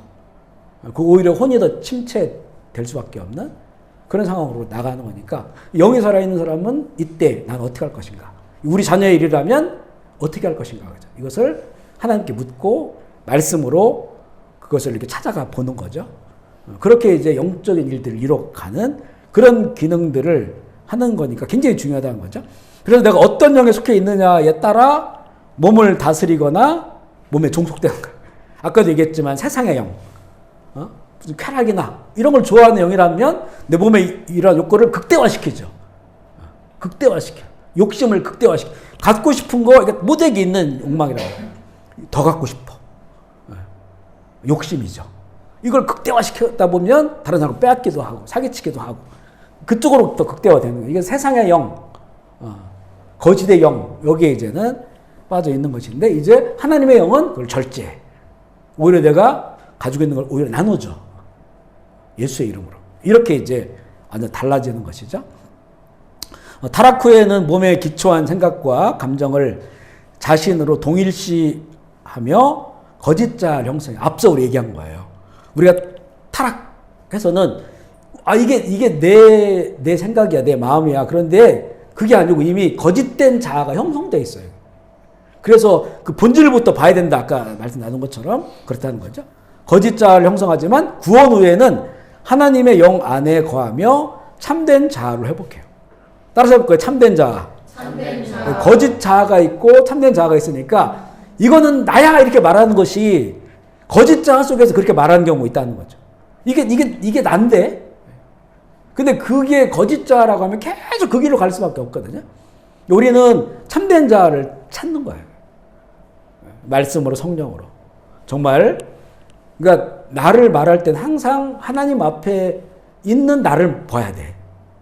세상에서 누가 나를 평가하는 것이라든가 말해주는 거, 내 스스로가 나를 평가하는 것이라든가 나는 뭐 이러이러한 기질이고 이러이러한 장점과 단점이 있어. 이런 걸 잘 아는 사람은 사실 지혜로운 사람이긴 해요.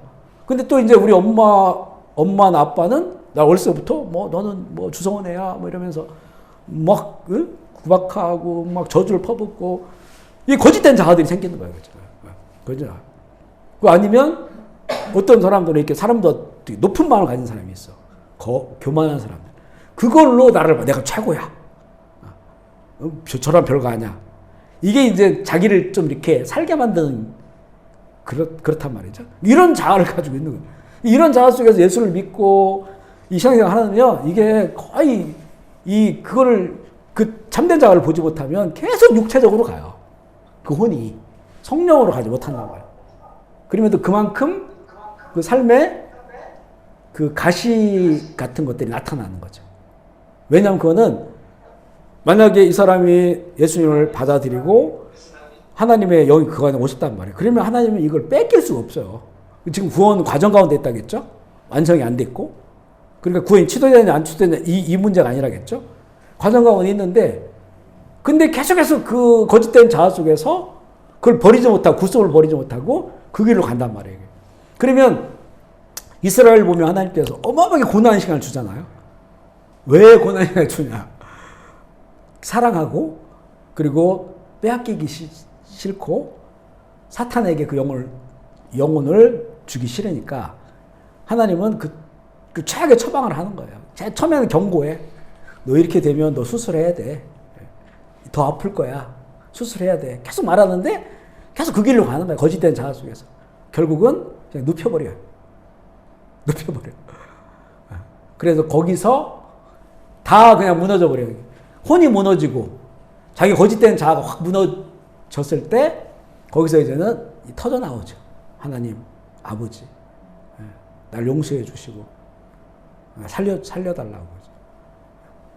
그러니까 이 말씀을 통해 참된 자아를 형성해 가는 사람들은 그만큼 사실은 고난이 적어요. 물론 이제는 거기서 더 하나님께서 성장시키려고 또 만나는 고난도 있어요, 사실은. 성장시키기 위해서. 근데 그거보다는 사실 우리의 고난은 대부분은 거짓 자아를 따라가다가, 근데 하나님은 나를 포기하지 않으시니까. 그런데 말해도 못 알아들으니까. 아무리 양육을 받고 성경을 읽고 예배를 드려도 안 바뀌니까 그게. 그게 처방을 하는 게 우리 삶의 그 고난으로 온단 말이죠. 근데 그것 역시도 하나님은 선하게 바꾸셔서 연단의 기회로 주신다고 하는 것이죠.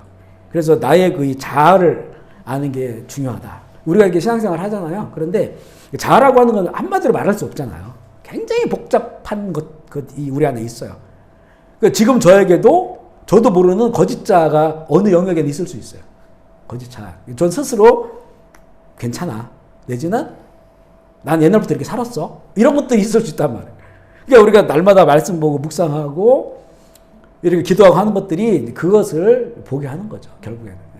보게 해서 드러났을 때 거짓 자아를 파쇄하고 그리고 예수님으로. 우리는 파쇄가 목적이 아니에요. 그러니까 불교하고 완전히 다른 거죠. 우리는. 불교는 무 내지는 공. 그 최고의 그 공의 개념으로 갔을 때 아무것도 비었을 때가 최고야. 그때가 이제 내가 부처가 되는 거지. 염려도 없어. 근심도 없어. 왜냐면 아무것도 없으니까. 나라고 한 존재가 없으니까. 근데 예수님은 그 속에 귀신이 들어가는 거야. 비워놓으면 옛날에는 귀신이 3마리 있다가 그걸 비웠더니 7마리가 가서 친구들 다 데리고 돌아가. 비어있네 이러고. 더 악해져요. 근데 우리는 이게 채우기 위해서 비우는 거예요. 예수 그리스도의 영, 성령으로 우리가 충만하기 위해서 거짓된 것을 비워내는 거란 말이죠. 아멘이시죠? 이게 완전히 달라요. 그리고 불교는 깨달음의 종교, 깨달음. 그것을 내가 이게 다 부질없는 거다. 염려나 근심, 걱정 다 부질없다라고 하는 걸 깨달으면 비워진다는 거죠. 그건 결국에는 혼의 영이에요, 혼의 영역. 근데 우리는 혼이 아무리 선하려고 해도 안 돼. 그는 실패했어. 수도 없이 실패했어요. 하나님이 여기 오신 거죠. 오신 거예요. 그러니까 하루아침에 그렇게 악한 사람들이 구원받는 거예요. 거듭나는 거야. 그래서 만민에게 주시는 복음이에요, 이게. 그 깨닫기 위해서 얼마나 수행해야 돼. 산에 올라가서 머리 빡빡 깎고 가서 음식 고기 안 먹으면서 얼마나 수행을 많이 해 그걸 깨닫겠어요. 근데 그러면 그런 사람들에게만 구원이 임하는 거잖아요. 만약 우리 복음이 그런 방식이라면 산에 가서 그렇게 고행하고 또 막 자학하고 막 이런 사람만 구원 받을 거 아니겠어요? 그러면 이제 이게 만민에게 전해진 기쁜 소식이 아니죠. 그런데 그 하나님이 오신 거죠. 불교는 우리가 하나님께 올라갈 수 있다는 거예요. 원래 종교라는 의미가 그런 의미죠. 높은 절대자를 향해 가는 거죠. 근데 그건 불가능해. 죄인이고 안 돼요. 깨달은 사람도 죄인이야. 하나님이 오신 거죠. 그래서 그 구약의 언약한 새 영을 부어주시고 새 마음 주시고 새 사람을 살게 하는 그 약속을 이루시는 거니까. 그래서 결국 이게 은혜다 우리는 말하잖아요. 우리 쪽에서는 그냥 믿고 받아들인 거야. 복음을 듣고. 하나님께서 어마어마한 것들을 다 만들어 놓으셔서 그것을 이제는 약속해 주셨고 예수 그리스도를 통해서 그걸 우리에게 주시는 거니까요. 그런 복음을 주셨다. 육신을 볼까요? 육신은 물질 세계와 접촉하는 영역이에요. 뇌와 감각기관의 기능을 통해 뇌도 감각기능도 이것도 물질이란 말이지. 그걸 통해서 자유의지를 가진 혼이 먼저 하나님의 말씀보다 뱀의 말을 선택했어요. 그러니까 결국은 그 하나님의 영이 있었잖아요. 아담과 하와에게 하나님의 영을 주셨잖아요. 입을 하나님의 코에다가 바람을 불어 놓으셨어요. 하나님의 영이 그들에게 갔단 말이죠. 그런데 그 혼이, 자유의지를 가진 혼이 하나님의 주신 말씀을 선택한 게 아니고 사단의 유혹에 넘어간 거죠. 결국은 이거는 육신의 그 욕구, 욕망을 선택을 했다는 거예요. 타락한 후에는 죄와 세상의 신의 도구가 되었으나 성령이 거하시는 하나님의 성전으로 이제 회복되어져 간다. 여러 군데 나오자. 너희는 성령이 거하시는 전이 아니냐, 성전이 아니냐. 너희 몸이, 우리 몸이 너희 하나님의 성전이다 이렇게 말하는 거예요.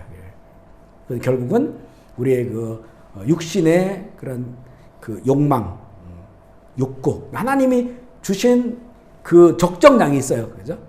그거를 넘어서는 이것을 따라가지 아니하고 내가 이제 혼이 성령님을 따라갈 때 내 몸이 하나님의 거룩한 전이 되는 거예요. 그러면 마귀가 손을 대지 못한다고 성경 나와요.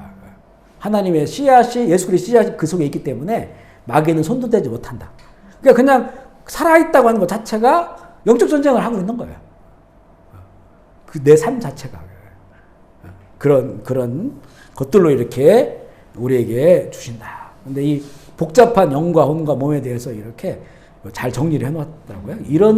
이런 것들로 유기적으로 이렇게 우리가 살아가고 있다라고 하는 것이고, 타락은 혼에서 시작되어서 영으로, 이거 영이 떠났잖아요.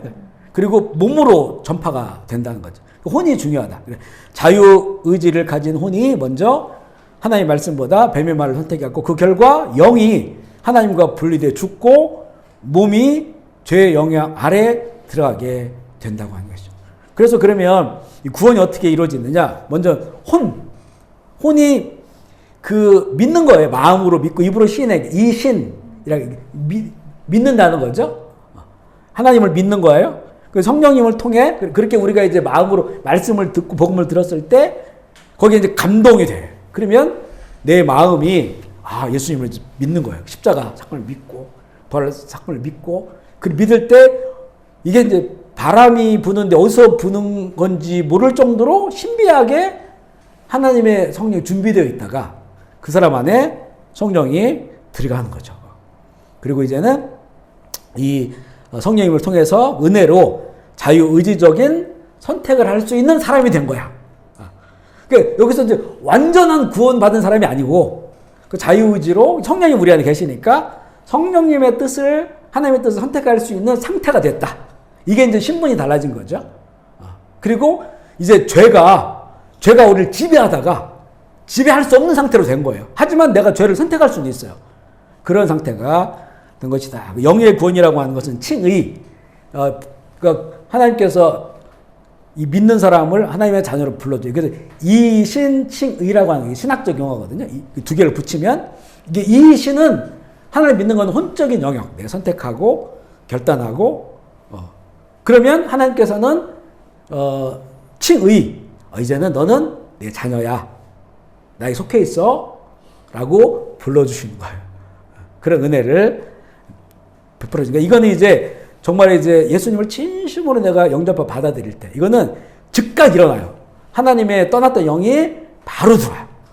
그리고 이게 언제 들어왔나 몰라. 내가 혼적으로 선택했을 때, 고백했을 때 들어왔냐? 아니면 이미 내 마음이 그 복음을 듣고 있는데 마음이 서서히 열리기 시작, 감동이 온다. 그때에 내 마음이 막 열기 시작할 때 성령이 들어오셔서 나의 그런 고백을 하게 하셨냐? 이건 신비한 거라 잘 몰라요. 영적이니까. 그래서 어쨌든 간에 내가 진심으로 내 생명보다 더 귀한 믿음으로 예수님을 내가 나의 구주로 받아들인다 한다는 것은 반드시 성령의 역사가 거기 함께하고 있었다는 거예요. 함께하고 있다. 그래서 이제는 나의 혼이 성령을 따라갈 수 있는 그런 신분이 된 것이고요. 그 다음에 혼의 구원이 이루어지는 것은 이루어가는 거라겠죠, 아까? 이걸 성화라게 성화. 하나님께서 택하신 자들을 부르신 자들을 거룩하게 하고 거룩하게 한 자를 영화롭게 한다. 이렇게 아시거든요. 이런 단계 가운데 있어요. 그러니까 혼적으로 복음을 받아들이고 성령이 우리 안에 거하신 게 완성된 게 아니고 앞서 말한 것처럼 구원을 이루어가는 게 성화예요. 거룩하게 되어지는 거예요. 내가 거룩하니 너희도 거룩하라. 그리고 거룩의 기준이 있어요. 우리가 윤리 도덕을 말하는 게 착한 일을 하면 살아가는 게 아니라는 거예요. 거룩은 우리 예수 그리스도의 장성한 분량 1위까지. 하나님의 한 의로우신 그분을 따라서 그분을 닮아서 살아가는 그런 삶이 우리의 성화예요, 성화. 그 성화가 끝나는 때는 우리의 이제 새 몸을 입고 우리의 지금 몸이 아니고 근데 성화는 지금 몸에서 이루어져요. 지금 몸 안에서 혼 안에서 성화가 변화되고 인격적으로 변화되고 이게 이루어지는데 결국 우리 인생 끝난 날 이 몸은 죽고 새로운 몸을 입는 거죠. 준비된 새로운 몸을. 이게 이제는 그 영화롭게 되는 거예요. 근데 그 몸이 지금 우리의 몸과 분리된 게 연결되어 있어요. 이미 이 속에 우리 몸 속에 그 씨앗이 있어요. 부활의 씨앗이. 이게 고린도전 15장에 나오죠. 몇 번 나눴었어요. 이미 씨앗이 있으니까 지금 이 몸 속에 새 몸의 씨앗이 싹트고 있다는 거죠. 이 몸이 끝났을 때 바로 바뀌는 거예요. 준비된 그것으로. 그래서 이 몸이 영화롭게 되는 거죠. 그 영화로운 상태에서 영원히 사는 거죠. 하나님께서 선택하신 자를 부르시고 부르신 자를 거룩하게 하시고 거룩하게 한 자를 영화롭게 하신다. 여기에 이제 보면 영과 혼과 몸이 다 있는 거예요. 그렇게 이렇게 변화된다고 하는 것이고요. 몸의 구원이 바로 영화롭게 되는 거예요. 성전되어 가고 주님의 재림의 때 몸의 부활 완성되는 것. 그래서 우리가 늘 알아야 되는 것은 구원의 시제가 참 중요해요. 그러니까 already와 not as이 계속해서 유기적으로 되어 있는 거야. 이미 내가 예수님을 진정으로 영접하면 이제 나는 구원받은 사람이다라고 말할 수 있어요. 이게 내 생명보다 더 귀한 믿음이라고 한다면 그런데 아직은 완성이 되지 않았어. not yet. 완성이 되는 것은 삶과 새 땅.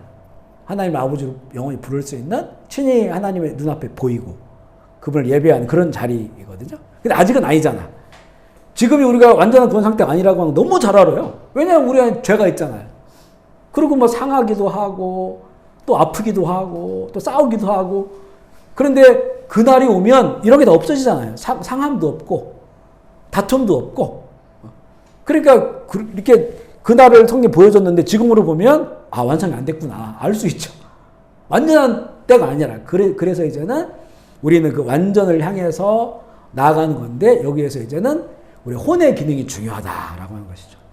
혼이 하나님의 영을 즐거워하고 말씀을 즐거워하고 그 뜻대로 살아가는 이건 매번의 영적 전쟁을 통해서만 가능하다라고 하는 것이죠. 그래서 순간순간에 그 선택이 그게 나의 그 성화의 영화로 향해 나아가는 그런 그 길을 만들어주고 있다라고 하는 거예요. 예수님은 그래서 이것을 좁은 길을 선택하라고 늘 그러셔요. 좁은 길, 낮은 길 그런 길을 선택하라고 무명의 삶 그렇게 말씀을 해주셔요. 그러면 이제 세상은 완전 반대니까 반대니까 기도 많이 해야 되고 십자가 의지해야 되고 그렇죠. 성령의 내주하심은 단순한 동거가 아니라 하나님의 통치가 우리의 영혼 몸 전체에 다시 확립되어지는 시간이에요. 이해가 되시죠? 성령의 내주하심 내 안에 계시는 것은 그냥 성령님과 내가 그냥 살아가는 거다. 그냥 이제 어떤 기계적 동거가 아니고 하나님의 통치가 하나님 나라죠. 우리의 영혼 몸을 전체 다시 확립되게 한 사건이라는 거예요. 성령이 우리 안에 계셔서 그런 일들을 하나님의 그 다스리심을 받게 하고 영적 삶을 살아가게 하는 그런 역할을 하신다. 그러니까 이거는 되게 활력이 있는 거예요. 살아있는 거. 그래서 성령이 우리 안에 계시는데 전혀 활력이 없는 경우가 너무 많아. 왜냐하면 성령님을 인식하지 못하기도 하고 성령님 기뻐하지 않은 일들만 계속하고 성령님 침묵하시죠. 앞서 얘기한 것들 강제로 문을 제키지 않고 그 요한계시록 그 3장 20절에 보면 예수님이 문을 막 두드리시잖아요. 근데 그 그림을 보면 손잡이가 없잖아요. 안에 있는 거예요. 안에. 문만 있어요. 그냥. 열어주는 거는 안에 있는 사람이 열어줘야 된다는 거예요. 그거 마찬가지죠. 그게 사랑이고 사랑하기 때문에 존중하고 무례하게 향하지 않고 그런 거예요. 그런 방식으로 우리의 그 혼을 두드리시는 거니까. 그래서 얼마나 그 순간순간의 선택이나 이런 것들이 중요한가를 다시 한번 알게 되죠. 성령이 우리 안에 내주하신다는 것은 하나님의 나라가 우리 안에 시작되었다는 의미입니다. 그런데 그 나라를 확장하는 것은 우리 역할이 있는 거예요. 혼의 역할이. 하나님의 통치가 영혼을 영혼몸 전체에 확립되기 확립되기까지는 단계적인 과정이 필요하다. 아까 얘기했잖아요. 아까 그 육신의 욕망과 그 다음에 그 성령의 요구. 이 둘에 끼어 있는 사도 바울이 여기 끼어 있다 막 얘기했잖아요. 갈라디아서도 보면 이 두 마음이 늘 싸운다고 그러고. 사실 영적 전쟁의 출발점은 내 안에서부터죠. 안에서부터. 그리고 점점점 하나님 나라라고 하는 개념으로 확장되어져 가는 그런 것이어야 된다는 것이죠. 먼저 영의 차원에서 즉각적인 회복이 일어나요. 예수님 믿으면 완전히 바뀌어버리잖아요. 그렇죠? 믿는 순간 바뀌어버리고 거듭날 때 성령께서 우리 영에 임하셔서 하나님의 생명이 다시 흐르게 하셔요. 그러나 혼의 차원에서는 점진적 변화가 필요해요. 그러니까 내가 예수님을 받아들인다고 해서 이 사람이 곧바로 성령의 열매가 나타나는 거예요. 이때부터는 이제는 이런 영적 전쟁과 그리고 그 확장성, 그 말씀이 확장되어야 되고 성령이 확장되어야 되고 확장되어져서 내 몸의 어떤 소욕들이 점점 십자가에 못 박혀지고 그리고 성령의 욕구가 점점점 활성화되어져야 되는 이런 점진성. 그러니까 성령이 우리 안에 임하는 건 순식간에 임해요. 그죠? 그래 완전히 신분을 바꿔버려요. 정말 은혜죠, 이게. 근데 거기서부터는 이제 단계와 과정이 있다는 거죠. 그래서 이것을 자라나는 거 처음에는 젖을 먹다가 그 다음에 이유식을 먹고 이렇게. 근데 이제 많은 사람들이 안 자라나는 거예요. 이 기형적인 크리스찬이 된다는 거예요. 기형적. 이랬을 때 이 사람들은 누구랑 싸우냐면 사람하고 싸워요. 이게 안 자라나면 딱딱한 음식을 못 먹어요. 그러니까 그냥 섬겨주기만 해야 되니까 안 섬겨주면 조금 기분 나쁘면 싸워버린다고요. 그러니까 이게 기형적으로 돼, 기형적으로. 그래서 우리의 그 싸움은 혈육이 아니다. 혈과 육이 아니고 보이지 않는 그 정사, 보이지 않는 권세자들이라고 성경 말씀하잖아요. 그 대부분의 이게 영적으로 성장하지 못한 사람들이 보면 싸워 어디 가나. 불만이 많고 원망이 많고 그리고 자꾸 이제 그 어떤 문제들을 만들고 그러는 거예요. 왜냐면 이게 육체의 소욕이 아직 안 죽었어. 근데 그분들도 우리 형제 자매들이에요, 사실. 그래서 성경 보면 그 사람, 연약한 사람들을 그래서 자꾸 기도해주고 손잡아 일으켜주고 하라는 거잖아요. 함께. 그러니까 우리 교인들이 이렇게 쭉 있다면 이게 그 어떤 그 영적 성숙의 그 편차는 엄청나게 커요. 어떤 때는 우리 청소년들이 우리보다 나은 사람도 있을 수 있어. 어린아이가, 순수한 어린아이가 더 나을 수도 있단 말이에요. 생생 오래 한 그 장로님이나 목사가 되어서도 이게 아직 뭐 사춘기도 못 넘어가는. 아니면 이제 오래된 사람은 막 갱년기가 돼가지고 이제 나는 누구인가 막 이러고 모든 게 불편하고 이런 그 편차들이 있다는 거죠. 그래서 이거를 포기하지 말고 목표는 그리스도의 장성한 분량이 이렇게까지. 그건 다시 말하면 예수님의 그 온전함. 예수님 우리가 완전함을 따라가지 못하지만 온전함에 이르기까지라고 하는 거니까. 사실 이렇게 신의 성품을 갖는 거잖아요. 성령이 우리 가운데 오셔서 그런 길을 가게 하시는데 그렇기 때문에 성령님과 동행하고 우리의 그 혼이 성령님의 길을 선택하고 하는 게 그게 중요하다. 이렇게 단계별로 과정으로 자라난다. 라고 하는 거예요. 먼저 영의 차원에서 즉각적인, 이거 했죠? 그 다음에 전미적 변화가 필요하고 성령의 내주하심 곧바로 하나님의 자녀의 삶을 실제로 살아낼 수 있게 하는 것은 아니다. 내가 지금 이제 예수님 믿고 성령 우리 안에 오셨어요. 그러면 그때부터 바로 그냥 성숙한 사람처럼 그렇게 살아갈 수 없다는 거예요. 사도 바울마저도 예수님을 그 담핵동에서 만났는데도 사도 바울이 그 바나바와 심하게 다투잖아요. 바나바와 그 마가 때문에 그 사역자를 어떻게 평가하느냐가 부딪혀가지고 서로 양보하지 않아. 갈라서요. 나중에 이제 사도 바울이 이제는 이제 그 디모데 후서인가요? 거의 이제 사도 바울이 마지막에 쓴 성경이에요, 편지. 거기 보면 마가를 데리고 와라. 그가 나에게 유익하다. 그 마가가 마가복음을 기록한 마가잖아요. 이렇게 변화되는 거예요. 이게 위대한 사역자인데 자기 승질을 이제 대머리잖아 이게. 머리가 빨개져가지고 막. 자기 승질을 못 이겨가지고 그 바나바가 얼마나 고마운 사람이에요. 제자들이 사도들이 이 사울이 그 예수 믿는다고 하니까 안 믿었어요 처음에는. 이 인간이 우리를 얼마나 괴롭히고 얼마나 죽이고 스데반 죽을 때 거기서 다른 사람들이 청년 사울에게 옷을 벗어놓잖아요 발에. 이 사람이 그걸 증인이라는 거예요. 내가 대표라는 거예요. 그 돌 던져 죽이는 사람들의 책임자라는 거예요. 옷 벗어 놓는 거는 이 모든 핏값은 이 사람에게 있다. 그게 사울이란 말이에요. 청년 사울. 그랬으니 그 사람이 예수 믿는다고 하니까 이 사람 우리를 잡아 죽이려고 우리를 넣으려고 안 믿었단 말이에요. 바나바가 다 설득하고 다닌 거예요. 바나바는 이미 주님의 제자로 인정받고 참 착하고 순하고 자기 거 다 드린 사람이거든요.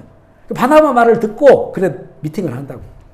그러면서 이제는 이 바울의 그런 그 진심을 알게 됐죠. 그래서 바나바가 다 소개하고, 그리고 결국 처음에는 바나바 이름이 나오다가 점점 바나바 쑥 들어가고 바울이 나와요. 그러니까 뒤로 양보해 주는 거죠. 보니까 이 바울에게 능력이 있어. 그리고 말은 바나바가 잘해. 그게 성경에 나오거든요. 그렇지만 자기가 뒤로 물러나고 바울의 역사를 이렇게 조력자로서 남는다고. 자기가 먼저 된 사람인데. 이렇게 착한 사람이잖아요. 그런데 마가 때문에 대판사 양보가 없지. 그게 마찬가지예요, 이게. 그렇게 성령 받고, 예수님 만나고 성령 받고, 완전 신분이 변해됐죠. 그렇지만, 그리고 특별히 사도로 부르짖음, 이방인 사도로 부르짖음 받았으니까, 특별한 그 사도 안에 있잖아요. 그럼에도 불구하고, 아직은 인격적으로 성령의 열매를 온전히 맺지 못하는. 나중에 시간이 지나면서 그런 모습을 얼마나 많이 바뀌었어. 고린도 교회 봐봐. 자기끼리 싸우잖아, 잘났다고. 자기 모습이었거든. 십자가 돛밖에 없다. 자기가 그 십자가에서 자기를 무너뜨린 거예요. 난 날마다 죽노라. 날마다 죽다 보니까 예수님이 거기서 이제 삶의 주인 되어주시고 이런 일들이 일어나게 되는 거예요. 그래서 나 예수님의 성품을 갖게 돼. 그리고 이제는 죽기 전에 내가 전제처럼 부어질 때가 됐다. 그래서 전제는 포도주를 다 그 제사 드릴 때 포도를 다 부어 드리는 거거든요. 내 피가 이제 다 쏟아졌다. 그리고 내 심장은 그리스도의 심장이다. 이렇게 바뀌었다는 거죠. 그러니까 이제 마가 내 필요하다 그죠. 마가를 만나고 싶다. 그렇게 이제 되어지는 거니까 그 위대한 사역자도 그런 과정들을 거치면서 변화되는데, 근데 이 과정에서 반드시 앞서 얘기한 것처럼 혼적인 선택과 결정이 있어야 된다는 거예요. 날마다 죽지 않으면 이렇게 되질 않아요. 날마다 죽고 예수 그리스도로 살아나는 그런 삶이어야 된다. 왜냐하면 이제 자유의지를 가진 혼이 몸에 일어나는 생각과 감정을 여전히 자기와 동일시하는 거짓자의 패턴에 갇혀있기 때문에. 앞서 얘기한 거, 이거 굉장히 중요한 말이에요. 거짓자의 패턴 속에서 이게 나야 라고 하는 거 있죠. 이게 나의 모습이야 라고 하는 거. 근데 이미 왜곡되어 있거든요. 그래서 우리 하나님의 형상이라고 하는 것이 이렇게 이게 하나님의 형상이라고 한다면 이게 이제 거짓자로 이렇게 다 똘똘똘 묶여져 있는 거예요. 묶여져 있어요. 그런데 이 상태에서 예수님 믿고 성령이 임해. 그러니까 이게 머리가 벗겨져 이렇게 묶였던 게, 이게 그 성령이 임하니까 이제 하나님과 완전 분리되어 있다가 하나님을 이제 우리가 알게 되고 인식하게 된다면 머리 벗겨져. 근데 이 안에는 계속 묶여져 있는 거예요. 그래서 성화라고 하는 게 뜯어내는 거야 이제. 이 거짓된 자아를 그걸 하나씩 뜯어내. 그 뜯어내는 과정이에요. 그러면 이제는 처음에 하나님이 사람을 지었던 그 형상, 그러니까 온전한 영과 혼검함의 형상으로 회복되는 거예요. 그래서 부흥을 리 바이 머리라고 하잖아요. 돌아가는 거예요. 그때로 돌아가는 거예요. 그 하나님의 창조의 그 자리로 돌아가는 거예요. 그것을 이제 예수님이, 성령님이 해주시는 거죠. 거짓자에 사로잡혀 있으면 그게 나다라고 생각하면 안 돼요. 그래서 되게 이제 뭐라고 할까요? 이게 우리 이제 말하는 것 중에 조금 이런 말은 하면 안 된다라고 어떻게 보냐면, 저 그 얘기 많이 듣거든요. 사람은 안 변한다. 본질적으로 안 변한다 이 얘기 있잖아요. 그러면 새로운 피조물은 무슨 의미야?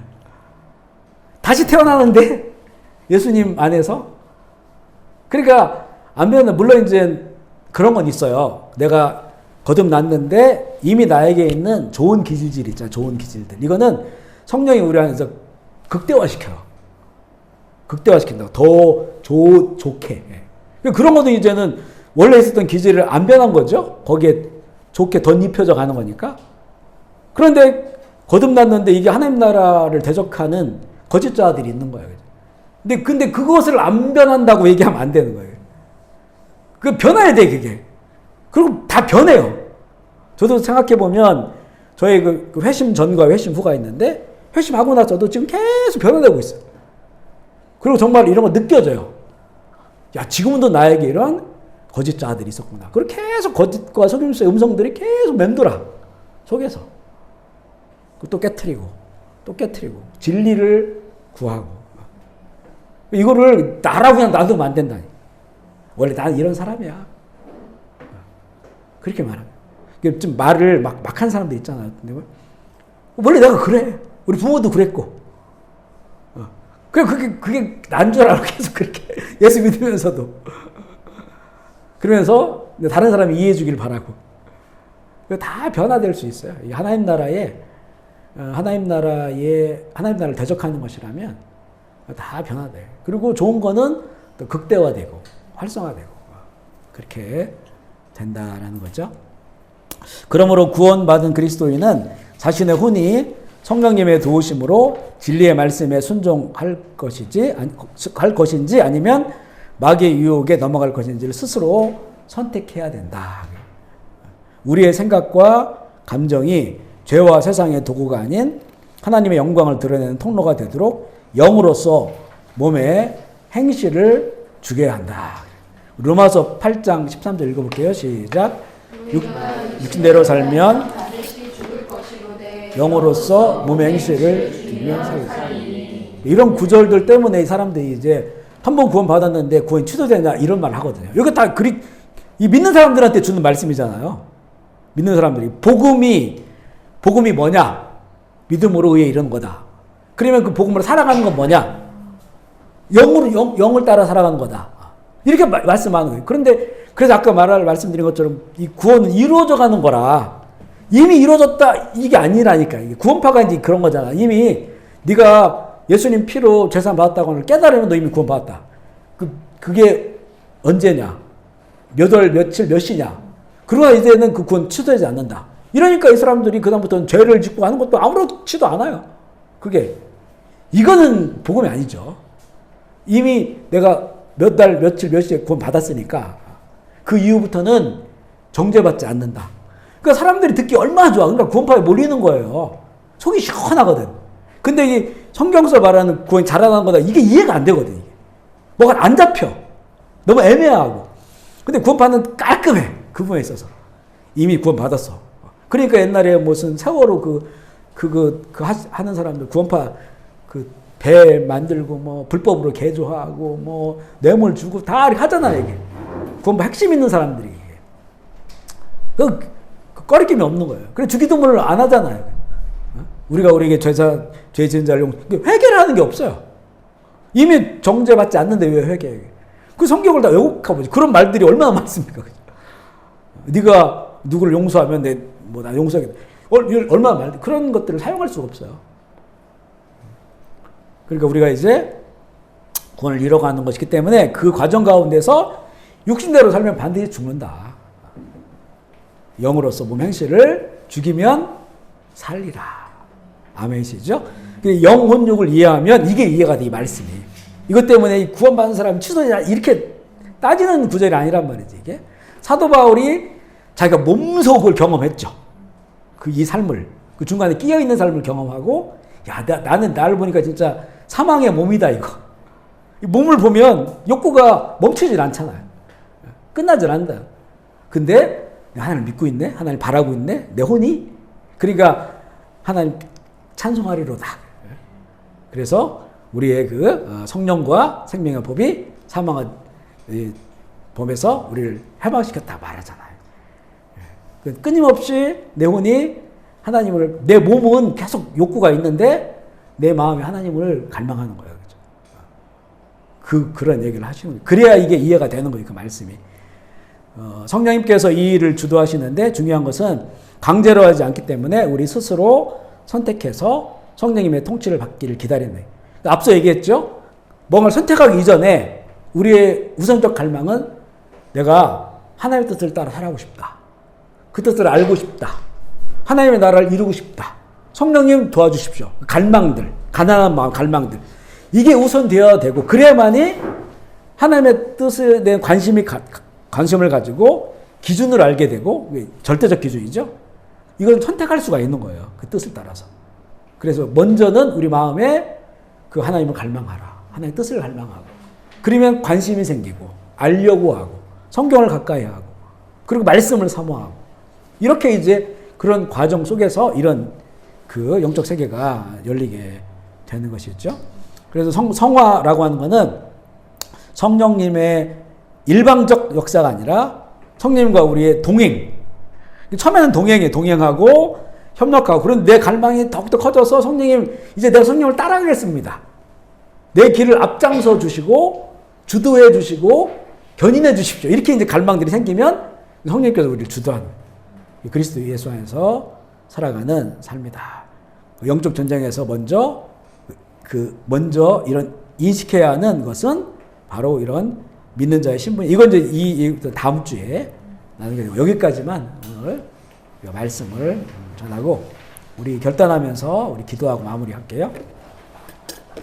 오늘 영과 혼과 몸에 관한 그런 말씀을 나누고 그 영적인 구원, 그리고 혼의 자유지와 혼의 선택, 그리고 몸의 그 욕구, 어디를 따라갈 것인가 라고 하는 그 과정 가운데 이게 이제 영적 전쟁의 아주 기본적 베이스예요. 여기서부터 우리가 시작이 되는 거다. 이거는 사실 지금 나눈 말씀은 진짜 날마다 적용되는, 이 순간도 적용할 수 있는 그런 말씀이니까 또 우리 한 주 동안 우리 그 혼이 성화, 하나님 기뻐하시는 성령을 따라서, 말씀을 따라서 하나님 나라를 이뤄가실 수 있도록 그렇게 좀 영적 전쟁을 좀 쭉 하시면서 우리 다음 주에 뵙기를 원합니다. 그래서 결단하시면서 우리 주의 이름으로 통솔 한번 기도하시겠습니다. 두 손을 가슴에 모아주시면 제가 한번 기도할게요. 하나님 아버지, 오늘 우리는 영적 전쟁이라는 주제로 특별히 영과 혼과 몸이 어떤 것인지, 또 우리가 어떻게 영적 전쟁을 하고 하나님의 나라를 이루어갈 수 있는지에 대해서 함께 나누었습니다. 이 마지막 때에 극심한 영적 전쟁 터에서 하나님의 사람들이, 또 우리의 구원받은 자, 구원의 길을 가고 있는 자의 우리의 혼, 선물로 주신 자유의지가 우리의 과한 육신의 본능과 욕구를 따라가지 않게 하시고 하나님의 영, 성령님의 거룩하심을 따라서 하나님의 나라 이루어갈 수 있도록 주여 인도하여 주옵소서. 또한 성경을 가까이 하고 말씀을 사랑해서 우리에게 절대 기준이 자리 잡게 주님 도와주시고 분별할 수 있는 그 지혜도 허락하여 주시옵소서. 날마다 이 전쟁터에서 하나님의 사람들이, 우리의 자녀들이, 주님의 교회 공동체가 승리하게 하여 주옵소서. 하나님, 우리의 혼 안에 사단은 많은 문제들의 씨를 뿌려놓습니다. 우리의 혼의 감정과 또 거짓된 자아들로 우리를 날마다 무너뜨리고 있습니다. 하나님, 이것을 온전히 바라볼 수 있도록 성령님 도와주옵소서. 날마다 성령님을 더 간구하며 성령님을 더욱더 갈망하며 하나님의 그 큰 사랑 속에서 날마다 아름답게 자라나는 하나님의 자녀들, 좋은 제자들 되게 하여 주옵소서. 오늘도 귀한 처소 허락하셔서 감사합니다. 이 가운데 하나님의 거룩한 성령께서 머물러 계시고 이곳을 날마다 새롭게 하여 주시고 원수막이 틈타지 못하도록 주께서 붙잡아 주시고 많은 사람들 발길이 끊어지지 않도록 주님 도와주시고 오고 간 모든 사람들 이 가운데서 은혜와 평화를 누릴 수 있도록 풍성한 주님의 기업 되게 하여 주시옵소서. 감사를 드리며 우리 구 예수 그리스도의 이름으로 기도합니다.